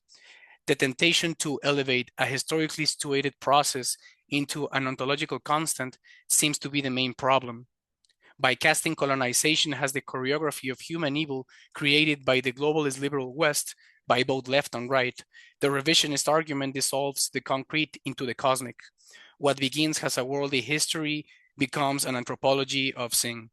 In his 1974 work on ethnocide, Clastres' account of it is not a meditation on the inherent barbarism of humans, but a diagnosis of how particular state formations require the dissolution of heterogeneous cultures to secure their own centripetal force. For him, ethnocide is not the echo of a quote-unquote original sin, but the administrative outcome of a very specific political invasion, the state that cannot tolerate worlds that resist unification. Clastres' insight, unlike Dugin's fourth political theory or Italian Prime Minister Giorgia Meloni's portrait of globalization has and I quote, flavorless mush, was that states destroy difference not by overindulging in ideas, but by operationalizing them. Ethnocide, for him, is a practice embedded in cohesive structures, not a metaphysical event triggered by the dominance of thought over matter or of Satan acting in the world. Decolonial revisionism, either left or right, risks confusing the representational layer with the administrative one.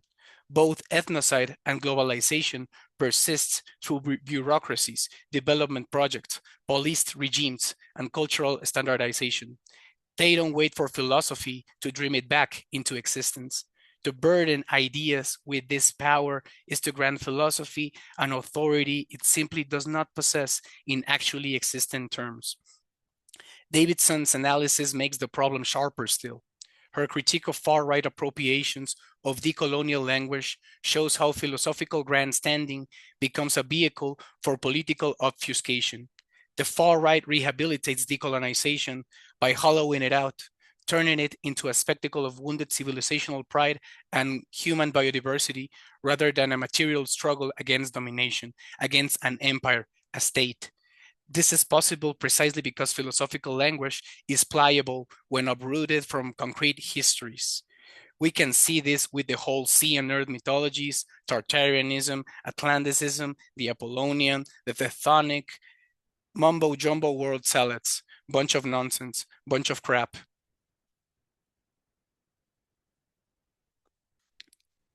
I put here a Mani, an icon classic from Manichaeism, and another tradition adjacent to Christianism has a colonial gateway.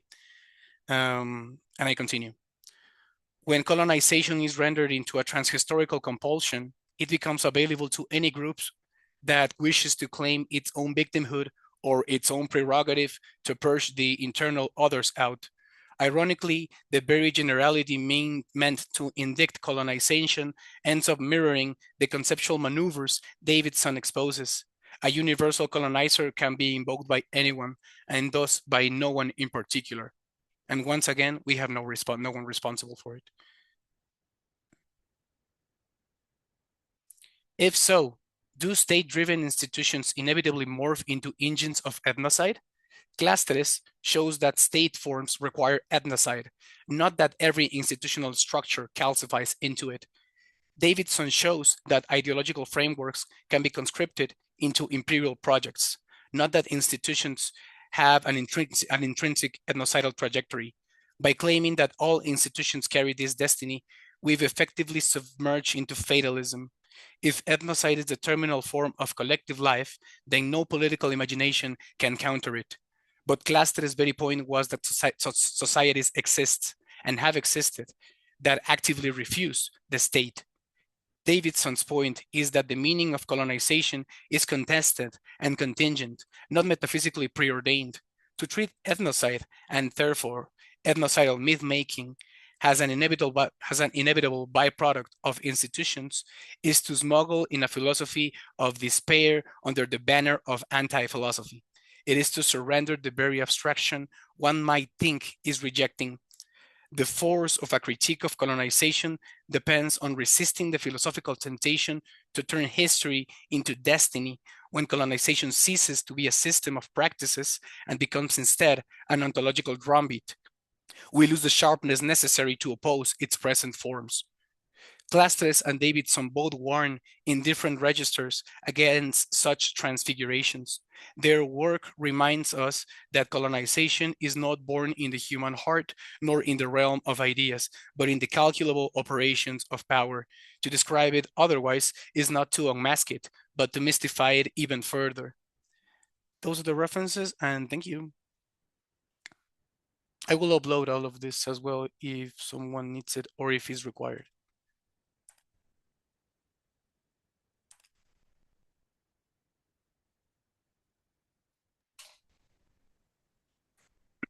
Okay, great. Is there one last group to present, or is that there's some people on Winter's text, I think, or Yeah, there's quite a big group on winter, and I don't know. I have like a fairly quick light presentation. I can jump in and have a go. So I need to screen share. Hang on a sec.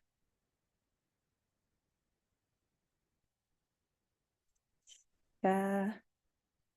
And 1 second.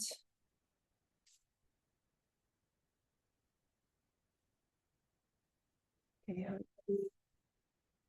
oh, it's not coming up. Documents, screens. Okay, maybe I should go second because my screen sharing seems like, hang on a sec. Give me one last shot. I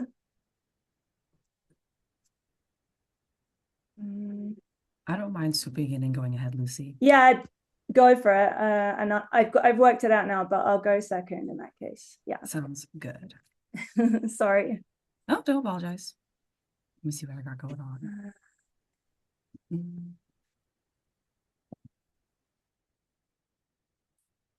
Okie dokie. I don't know what's going on with my screen, but hopefully I can keep things out of the way.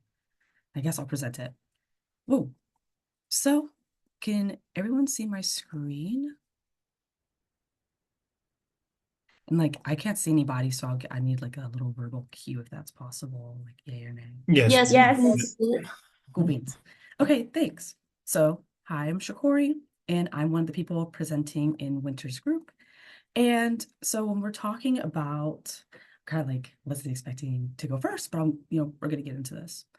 So when talking about Winters, Winters is talking about this next mode of the humanism, human condition, and is focusing primarily on the beginning of the point of discovery with Christopher Columbus and how we are understanding, or the conversation of Christopher Columbus are starting from it's his celebrants and then the descendants of these impacts, those who were positively impacted by his discovery of the Western hemispheres, the enslavement of indigenous and African individuals, and the extrapolation of gold and materials, and how these narratives have become into our mainstream of a Western culture, into a global condition.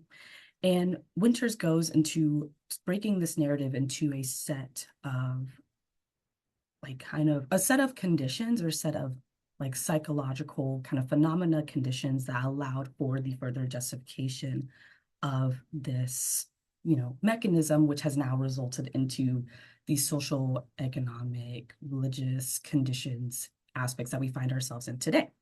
So with my particular investigation, I am focusing on Winters' connections, and I'm connecting them to my own research of examining modern aesthetics, and modern aesthetics coming from modern philosophy, how it leads into, or how it's a justification of the erasure of further culture, and ultimately leading further into, of course, white supremacy, but also Western supremacy.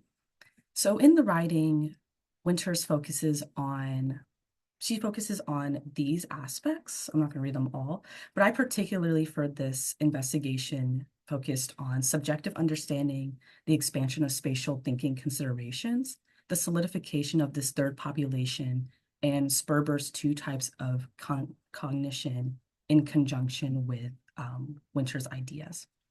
And so I go on to diagram each one of these. So I talk first about the subjective understanding. So how can we understand that? And using her words, is that sort of that slippage, that reality slippage from the conquering of a land that took the one condition of, I'm trying to think, the one condition of Judeo-Christianity and the symbolic representational systems that aligned with it in Europe, and how upon going over into the Americas, and through the, mass genocide, mass capturing of the peoples, was in order made to validate and then kind of enrapture that society. And she talks about these, I'm keep it pretty simple to my diagram, but I say, in this mechanism, there was this still religious desecularization occurrence of this global hegemonic forms, conceptual cognitive categories, and these modes of subjective understanding. And so the best way to think about this was it came from a matter of faith to fact. Columbus, not only in his journey of extraction and exploitation, but also felt the need to, or felt it was most necessary for his journey as a Christian to have as many converts for his apocalyptic understanding of the world ending. So of course, in his, whatever we want to call it, he felt it was necessary to have as many converts. And so in the process of having these converts in the subjugation of others, there becomes this condition on which a hierarchy is developed from maybe I'm not explaining subjective understanding best enough. But the best way I can understand it, if I'm putting in my own layman's terms, is the way I understand a reality, and my figment of a reality is based upon my conditions that be, right? So conditions that be, and they don't align with others that come from other cultural, spatial conditions. And so in particular, Winters uses the example of the expectation of the Aztec sacrifice, human sacrifice, and how that was the flow of life. That was a flow of life, and that was the condition that was, and it was a matter of normalcy. However, when the Judeo-Christian forms that come from Europe come over, they see in their own astonished, horrific nature of these human sacrifices that are occurring, deem it immoral, deem it demonic, and therefore proceed to provide it as a justification. They have their flow of life conquering another flow of life.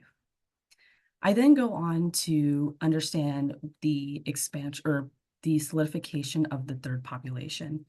And using all her words, this is how I kind of helped understand these tier works to how we get into a social construct.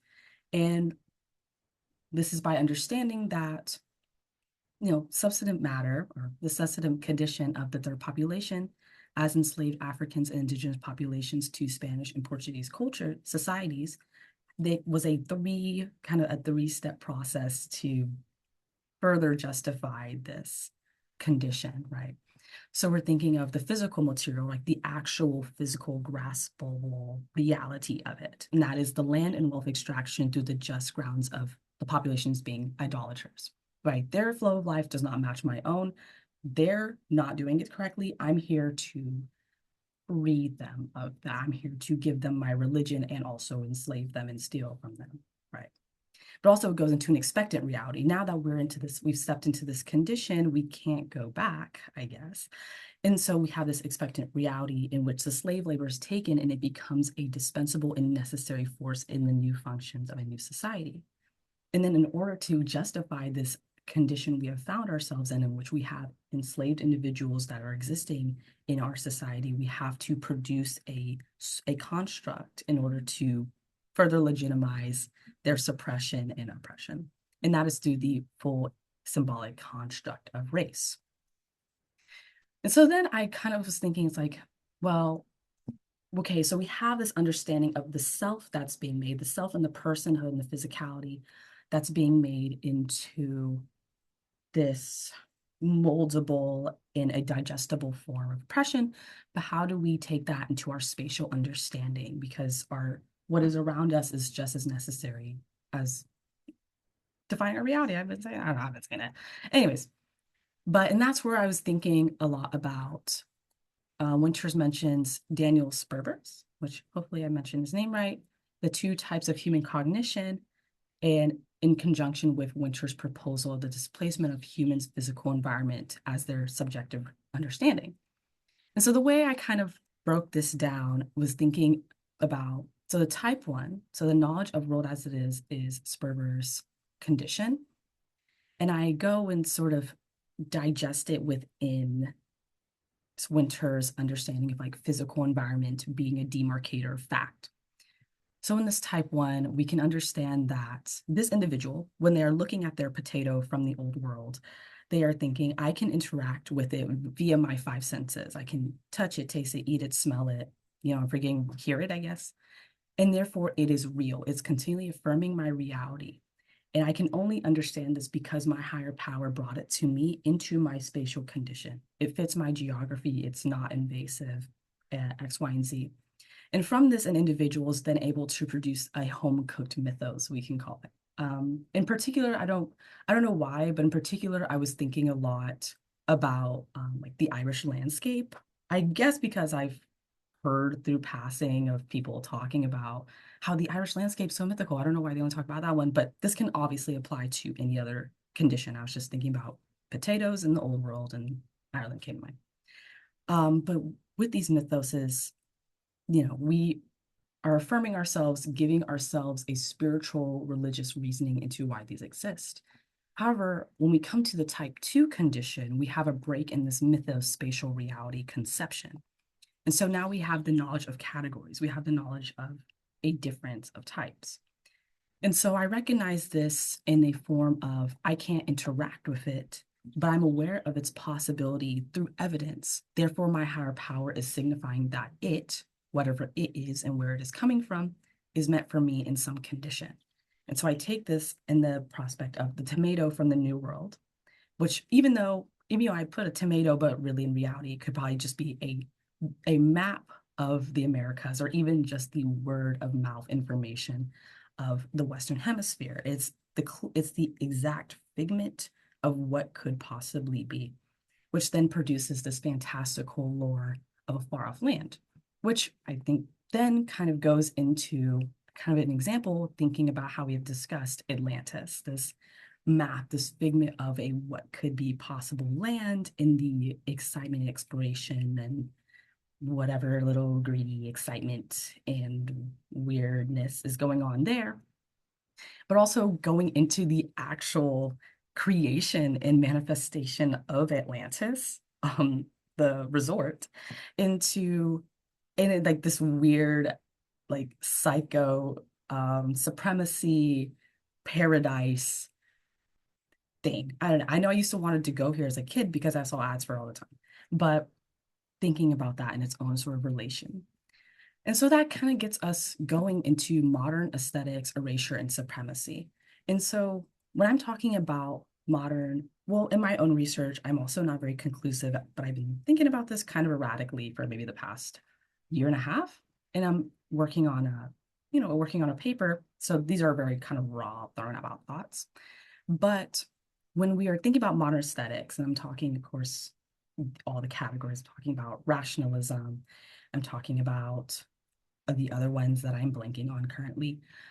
But there's always the form, there's always the function, like introduced by architect, forgetting his name, but by an architect, the form follows function, in which each organism has a function or a job. Each organism has a function or job.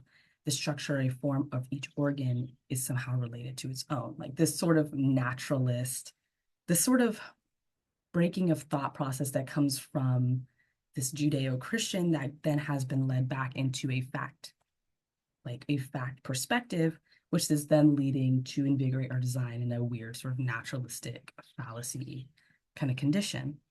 And so I talk about form follows function because, or I guess there has to be a bit of a break in my thought processing for a second, because right here, a little bit of a break, because as we are in this condition in the Western world has to reckon with what we are in now. There have been different words to develop to talk about and pinpoint highlight sort of discriminations that are occurring, and how to break that down from, like, obviously what I see is not my reality, is not how I can judge an individual.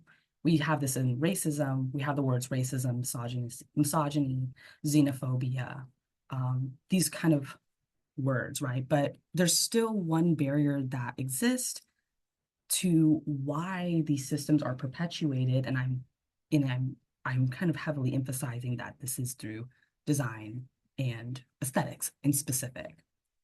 And so I kind of have 3 case studies. And the thing about modernity is it needs to be efficient. Well, through form follows function, efficiency is top dollar. Here we talk about, or here I have an example, is Le Corbusier's The Radiant City, in which he had a proposal for this imaginary city. Paris was calling for city proposals, and he drafted this up. And in this, he was imagining a condition in which lower economic individuals would exist in these high-rise towers, while as you shifted outside of economic class, you started to see a differentiation in the enjoyment of landscape. So more or less, poor individuals lived here to where rich individuals were outside of the landscape, able to enjoy space and nature, all these things that their wealth could afford them, while the lesser endowed individuals had to experience high-rise towers, cramped conditions, and industrial pollution. No one liked his idea, and he was very upset about that. But, didn't mean he went ahead and touted that anyways. But also, I think we can think about this in terms of the iPhone. The iPhone has not had, the iPhone and the myth of technological advancement, I guess you could say.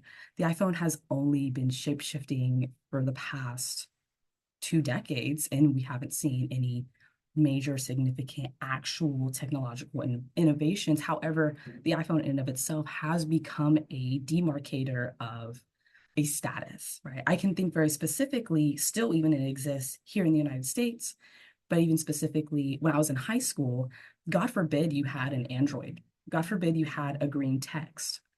I was literally kept out of group chats when I was in high school because people didn't want me texting because I had green text and not a blue text bubble. That was a form of a status condition that has been evolved, continued through the iPhone and through these systems of thinking of form follows function of minimalism. And then I have to think about a spatial condition, right? I live currently in Brooklyn, New York, and when you're amongst so many people, you are always seeing so many socioeconomic conditions all the time. And the most like erratic one is seeing the transition of shopping fronts from a more decorumed like facade system to these more minimalistic, modern, chic sort of examples of storefronts. You know, take that as you will, but you see it in the areas. And I go on further to explain this. This is a map of Brooklyn, and I'm particularly talking in this area. And so when we think about modernity and spatiality and these myths that it evolves, I particularly don't love focusing on Brooklyn, but I live here. I see it all the time, of which we have areas like this, so which is up here, which is like northwest Brooklyn and in proximity to Manhattan, which is its own condition. But we have areas here where there are projects where you have residents who are predominantly Black, Hispanic, Latino, who live in these spaces who have then become priced out of their own areas that are surrounding the neighborhood. And I particularly take this spatial condition in particular, where I focus on 655 Union, which is an area I live close to, or I don't live close to, but I am in the area of, in which the projects exist here. And then there's also this modern living system. And that has developed and cropped up over time. And it's interesting because through the spatial locations and the proximity of the projects and 655 Union and other projects and other housing luxury projects like this, there is a weird sort of fake out that residences are able to do, in which they don't believe they are they are a kind of in this issue of modernity that is impacting of the area in itself. They're like, oh, well, the projects are right there. Like I go say hi to the guy at the Guada's houses, right? But then I go back to my hotel, or I go back to my apartment where all I see are my residents who can afford only $3,000 plus rents, like these absolutely unbelievable rents. And so this is kind of like a patchwork because I'm kind of erratic when I think about these things. But I wrote something a while ago that I think really helps summarize all my kind of thought processing leading from Winter's thoughts to modernity. And so I wrote this kind of one night. I think I woke up from my sleep, but it was just a very erratic thought, but I think helps explain it. And I said, sterility because of self-repeating upon performance. The desire to live the lifestyle resulting in actually existing in these spaces that lack culture, that lack a character, lack an authenticity, which is directly the appeal. Therefore, reiterating its performance back onto itself, simulacrum simulation, perpetually making it sterile and sterile, without culture, differentiation, consumed by Western global North luxury status standards and surroundings, white walls, big echoey rooms, all lights on blast, frost light whiting, no, not warm, not cold. The thing of desire being something made of abject whiteness and modernity. Therefore, white sterility continues to be the standard into modernity. You know, there's no conclusion. I haven't come to a conclusion, but I'm thinking about this, and that's what I'm talking about. So I'm going to go ahead and pass it on to one of my coworkers or my group members. Thank you for listening. Thank you. Thanks, Shakuri. I'm aware that we're super running out of time. I'm gonna cut my presentation to really short. I really want to share what I explored because I feel like it follows on really nicely. So I'm just gonna go ahead and share. Are you seeing my full screen? Okay, cool. Sylvia Winter asks, can there emerge a new and ecumenically human? Oh no, don't do that. It's gonna jump through. There we go. can there emerge a new and ecumenically human view that places the events of 1492 within a new frame of meaning, not only of natural history, but also of newly conceived cultural history? And so in search of the answer, I visited Galería del Arte de la Genoma, del Genoma Mesoamericana in Mexico City, Ciudad de Mexico. You're immersed in this museum in kitsch, psychedelic, labyrinthine, Baroque comic book world, as you can like see from the start with this horror movie type face. However, the project addresses a serious subject and makes an active resistance to a particular version of history that's been peddled far too long. So as a visitor, you walk through feisty and carefully researched reframing of history, starting with Christopher Columbus and moving on through the conquest and the evangelization and colonization of Mesoamerica before moving on into contemporary Mexico. I'm going to jump through images quickly. Cynicism in relation to Mexican politics and corruption is rife here. There's a fantastic corridor depicting the array of informal labors, quack universities, corruptions, and impunities that reinforce glass ceilings, perpetuating the ongoing subjugation, marginalization, and displacement of indigenous and working class peoples.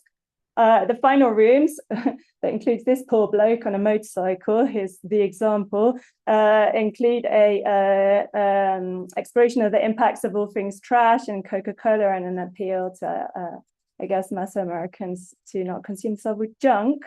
And then the thing that I'm particularly wanting to mention is this final, on the roof, where I guess the story ends somehow in this latticed metal structure offering a majestic view of Ecatepec. Suspended above the terrace is Tlatlekutle, the Aztec goddess of the earth. The name is masculine while the body is feminine. Possibly they have dual gender, probably. Their origin of all things. And I just wanted to mention, so this was discovered, unearthed in 2006 in Templo Mayor, Ciudad de Mexico. It was found broken into 4 parts, and the missing part, they decided that inside that circle, there was probably a horizontal man holding a stick. In the museum that I visited, they decided it was a kind of bowl of a pot filled with something like mud, slime, earth, shit, or like some kind of genome melting pot.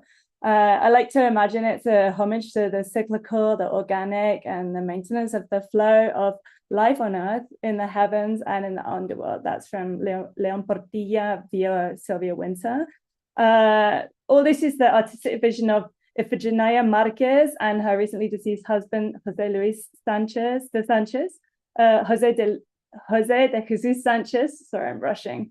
And she told me that the original plan had been to make a cafe with a pre-Hispanic theme, and then they got carried away, which I think that the organic nature of this space is like also fundamental. It wasn't like a grand plan. So then my other question is like, how about that title, the Art Gallery of the Mesoamerican Genome? It could sound like a eugenicist, fascistic, or pseudo-anthropological scientific proposal of racial superiority of the Mesoamerican genome, an attempt to create a new old kind of myth hailing the dawn of an era when the great Aztec, Olmec, Maya, Zapoteca, Inca DNA will rise up. And probably that's fair game. It does strike me a bit as same shit, different toilet. Ash was already discussed in relation to mythical histories and going back to pre-global worlds. Personally, I feel that the Museo de la Genoma, del Genoma Mesoamericana has more to do with exploring the ideas of these ideas of socially learned information being central to human adaptations. Oh yeah, I didn't jump forward with my slides. I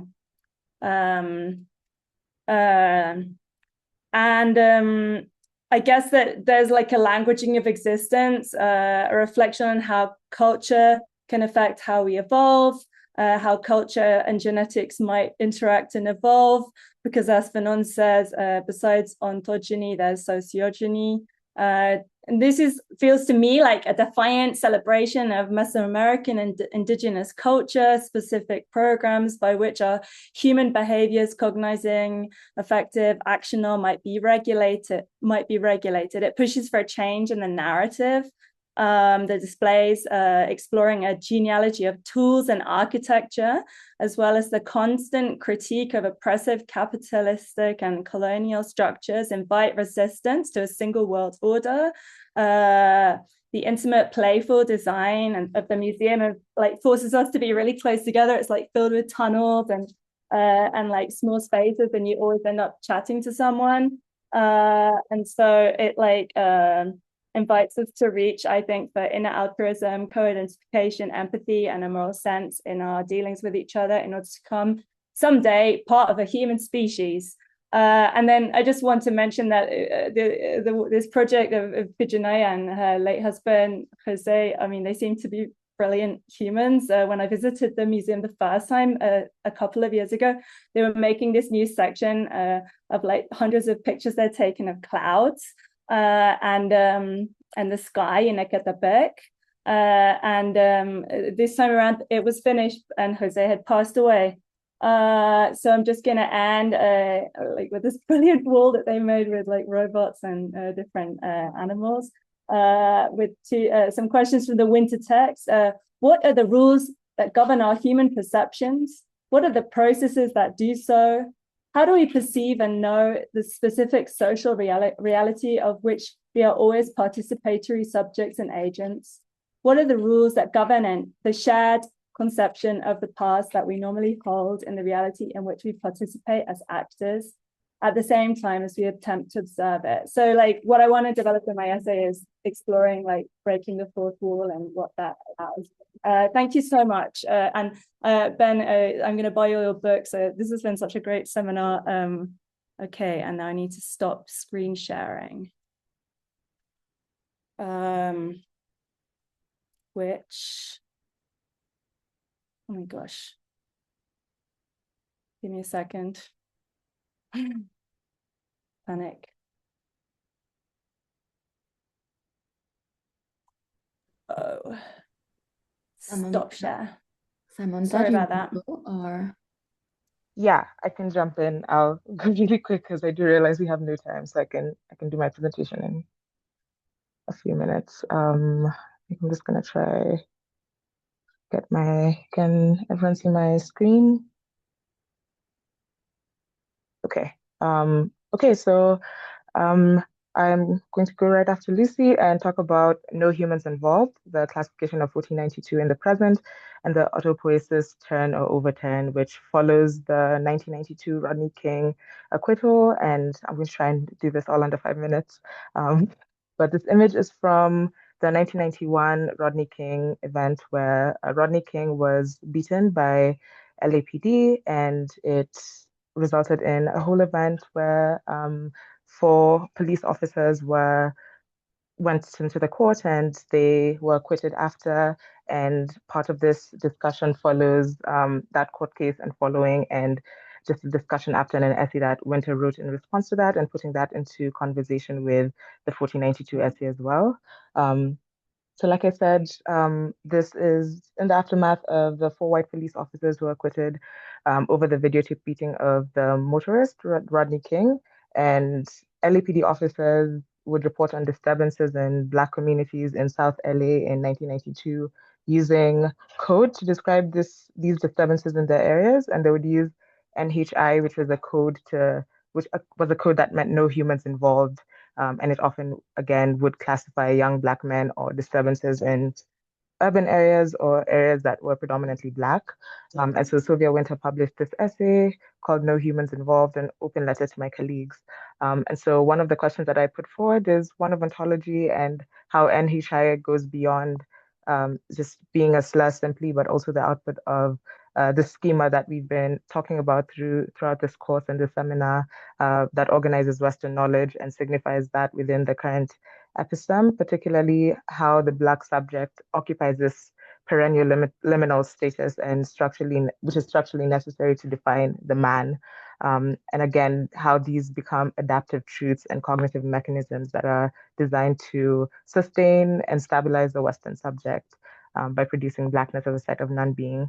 And so going through the technical production of No Humans Involved, and how this relates to the 1492 essay by Winter. And she talks about how the West was organized around theocentric means and the binary being spirit versus flesh, and how this evolved post 1492 to become biocentric. And this continues to how the indigenous populations and enslaved Africans occupy the position of the commodity and serve this semiotic function where we from the global south or African indigenous peoples were constantly occupying the status of the deselected, and the European man being the pinnacle of evolution. Um, and so my curiosity or some of the questions that I'm carrying even after this seminar is how these classifications and this schema that was substantiated in 1492 continues to operate in the contemporary. And I evoke the work of Christina Sharp, which is In the Wake on Blackness and Being, where she talks about the ontological death of the slave ship, which did not end, in which slavery did not end within this particular temporal period, but it continued, and this continues it with certain structural singularities, including this environment of anti-Blackness, which she terms the weather. And so this continues in not just pseudo-archaeological frameworks where human is reconstituted, but also terms and codes such as NHI within the LAPD or the police forces in our respective countries, and just these biocentric hierarchies that continue to persist. And she says the social effects to which this acronym and its placing outside the sanctifiers the universe of obligation of the category of young Black males to which it refers leads to clearly having genocidal effects with the incarceration and elimination of young Black males by ostensibly normal and everyday means. And so I'm curious about the everyday means in which these categories are reenacted. Another scholar who I studied deeply, especially in relation to Winter, is Catherine McKittrick, whose book I also have here. And I think her understanding of diachronic loops and how that a theory of self-creation, which is built on through Varela and Maturana's conceptions of self-creation through biological means, and Winter's extension of that. But again, Catherine extends this and argues that we must interrupt this autopoiesis loop and we must reject the noun of the human, which is property and white male centric, and enact the verb of the human to undo this narratively condemned status that Winter proposes. And lastly, I think part of the questions that we explored in the previous seminars that were also of great curiosity to me was whether the question is to move towards new adaptations of the human or towards a hybridly organic or languaging existence. And I think what Winter proposes within this essay and beyond this essay is how this can happen or coexist alongside this evolving or growing or developing of these terms, even against the diachronic loops that we're working within and against. And so I thought this was a great place to kind of position and situate all the other arguments and texts that we've been engaging with. I did want to add something else to this, but in the interest of time, I will hand over to Morgan because I know she also had a bit to add. So I'll stop sharing my screen. Thank you. Can everybody hear me? Yeah, sweet. Okay, thank you. I will share my screen. I looked into something rather different. I'm in general quite interested in technological development and technological. I'm like thinking a lot about like tech criticism, and specifically lately I've been thinking about, let's say, self-interested philanthropy and technological development, and also techno-fascism, or the relationship between extreme right and technology. So I want to just quickly present some of the things that I connected from the reading, which might seem like a far stretch, but this is the best way that I could enter the text with my own sort of topic of interest. Starlink and more generally space exploration and subjective understanding. So I know we're running a little bit out of time, but I just want to share like a personal story where I was with a friend on Dulan in the southern part of Taiwan a few months ago, and we were just staring at the sky, and we were just doing some kind of like ritual for loss and grief that we wanted to process too. And then suddenly we saw this array of light in the sky, and we were really believing, well, we didn't know what it was first, right? And we're really believing that we had this kind of like higher force, dragon-like, magical being that just somewhat appeared from the sky as we just processed to whatever witchcraft we're doing on that island. And yeah, we Googled it, and it seems that it's actually quite a recurring pattern that people observe Starlink satellites in the sky and think that they just have witnesses something that is like highly mystical or of some kind of supernatural nature. But in the end, it's just Starlink. And so I want to talk about space/sky exploration, Starlink, and the concept of subjective understanding, because it was quite interesting for me that as Sylvia Winter introduced it, it's a concept that has been borrowed from this artificial intelligence scientist, which is, a very, I would say, mathematical, science-based, then, as let's say, assessment of a situation that one looks at. So here we're looking at subjective understanding as a system that interprets inputs not by its literal meaning, but through the lens of its own internal knowledge, belief, goals, and context. So then when we look at what Christopher Columbus proceeded to in the context of this subjective understanding, and through the help of Sylvia Winter, we understand to some extent, as she writes, that there is this shift out of the primarily supernaturally guaranteed mode of subjective understanding, and therefore of their correlated symbolic, representational, and ethical behavioral system that had been common to all human cultures and their millennial traditional forms of life, which was a product of intellectual revolution of humanism. And as someone introduced also earlier, this concept of subjective understanding can be applied to, let's say, any approach of a culture to the way it proceeds to certain kind of habits or occupations. And she also refers to like things that the Aztecs proceeded to. And she therefore explained us that what led him at the time to proceed to what he did was to carry his successful voyage besides, the current threats or oppositional forces at the time. And he was somewhat driven by this sense of, ethical and mostly religious endeavor, against all the possible things at the time that were also working against his will. And as we mentioned before, his third purpose was to help accelerate the spread of Christianity all over the world. And so there is this, as I understood, this framing around justification of colonial gestures by, the context in which you have to understand, the willpower of that man, but also mostly through this sort of almost like godlike driven mission. Okay, so this event led to, as we understand in the text, this divide between men and not men, with European cast as the ideal human. We define humanity in secular economic terms, and also we could like how that sort of like perception of the world into races and categories justify colonialism, racism, and domination. And so at that time, and also through this sort of like approach of subjective understanding, and I don't think this is what Sylvia Winter is doing, but like there is this sort of like dialogue about colonization seemingly morally justified and perhaps even inevitable.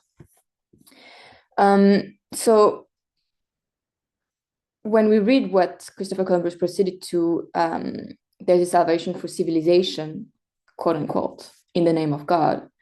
And what I want to say, and just introduce quickly, because I know we don't have much time, but that this salvation is an ongoing current thing in discourses of, white supremacy and colonialism, of either, the name of God or science or progress, and nowadays even military and war threat incentives. So if you look at, if you want to look at the rhetorics of technofascism and sky colonization, I think Starlink can be an interesting insight. I know sky colonization sounds like a far stretch, but what I think is interesting about this concept of sky colonization is that there's definitely a sort of divide that operates between Earth and sky, and this is something that also is trying to be bridged into one's own sense of unity and property. Excuse me. So, as such, Starlink's attempt in its own technological advancement and also rhetorics to produce a privately owned global communication system, which ran from a single corporate and cultural center, worldwide reach and control. Once again, single center that claims the right to reorganize the entire world in terms of information, connectivity, and therefore progress. That's also the rhetorics, right? It's like saying that you can have access into internet and information loading in places in the world where you wouldn't be able to do that. And mostly one group who decides on this idea of a planetary infrastructure. So I was thinking if, in like maybe 2000 years, if there's such a thing, someone looks at like the project of Elon Musk and Starlink, if there can be such thing as a subjective understanding of, what is he currently proceeding to and in which ethic behavioral context. It's a bit difficult to do, I suppose, with Elon Musk because of his straight affiliation with extremely problematic topic of matter and also political agenda. But if we look at him and his endeavors, one could say that his projects and his technological endeavors, the materialization of techno-optimism. For Starlink, he has this fantasy of global seamlessness, power over connection and communication. And he also exerts a form of technological sublime, where space technology becomes part of everyday life, like I experienced with my friend on the south of the island in Taiwan. So if we think again about subjective understanding as a system interprets input not by its literal meaning, but through the lens of its own internal knowledge, belief, goals, and context, we have to assess what would be the argument for such technological development. As it seems, it's not a righteous argument, as it seems. It falls more down to the path of technological progress argument, also possibly democratic technology and field of information argument. And the thing that it does not really concede to, but that is kind of obvious, is that it also falls into the argument of militarization of the world and power building through militarization.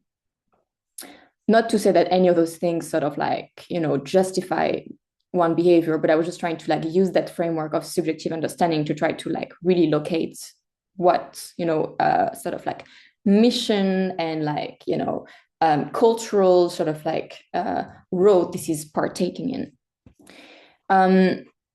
But as such, when we still look at like what is actually currently going on, and if we, use really still the mysticism is in it, the sky is a frontier waiting to be discovered, claimed, and used, and some people will want to get ahead of that. Humans, and explicitly here, Western, technological, capitalist, neoliberal, right-wing, techno-optimist people decide to know more about space, sky, and possibly expand there. I mean, I know Starlink is a far stretch from like going to live in Mars, but it's just part of the puzzling of it all.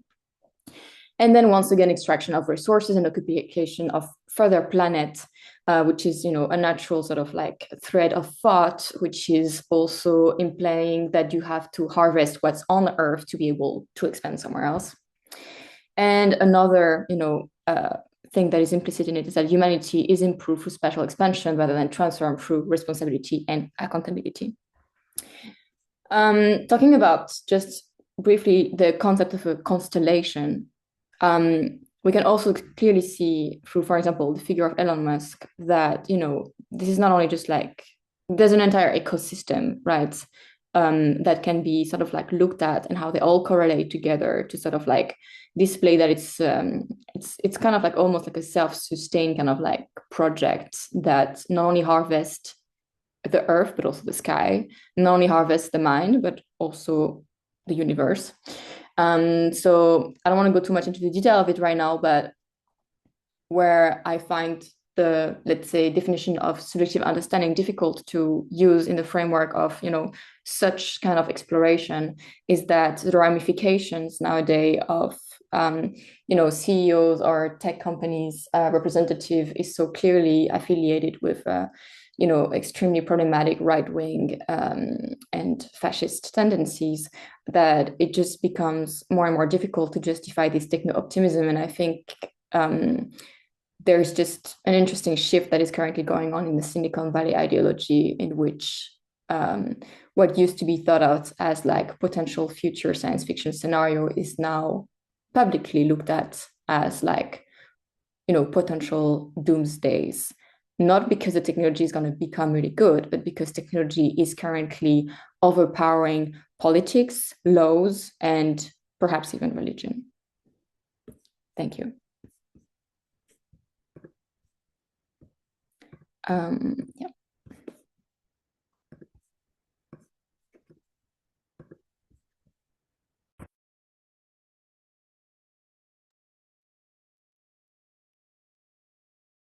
Okay, were there any more presentations, or was that the? I think that's it. I think I'm the last one. If I'm correct from this group. Yeah. Okay. Okay. Well, yeah. I mean, if I missed anyone, or if someone isn't here who presented, they can of course send it to me if there's some issue. But yeah. I mean, thanks to everyone so much for engaging in the course, which, like I said, I thought was kind of a weird mishmash of things, but hopefully it made some sense. And I really appreciate everyone's presentations and yeah, being present and engaging. I will try to respond to the presentations in the next few days as fast as I can. And yeah, yeah, there's not much else to say. I hope that it was, yeah, worth your time, to put it pragmatically. And yeah, if anyone wants to email about questions or recommend text or anything like this, of course, you're free to do so, and I'm happy to answer. Yeah. Otherwise, then, if there's nothing else, I would, since we are quite over time of my own fault, I will say thanks, and yeah, hopefully see you in the New Center universe or in real life sometime. Thank you. Thank you. Much. Thanks. Bye-bye. Thank you very much, Ben. Thank you.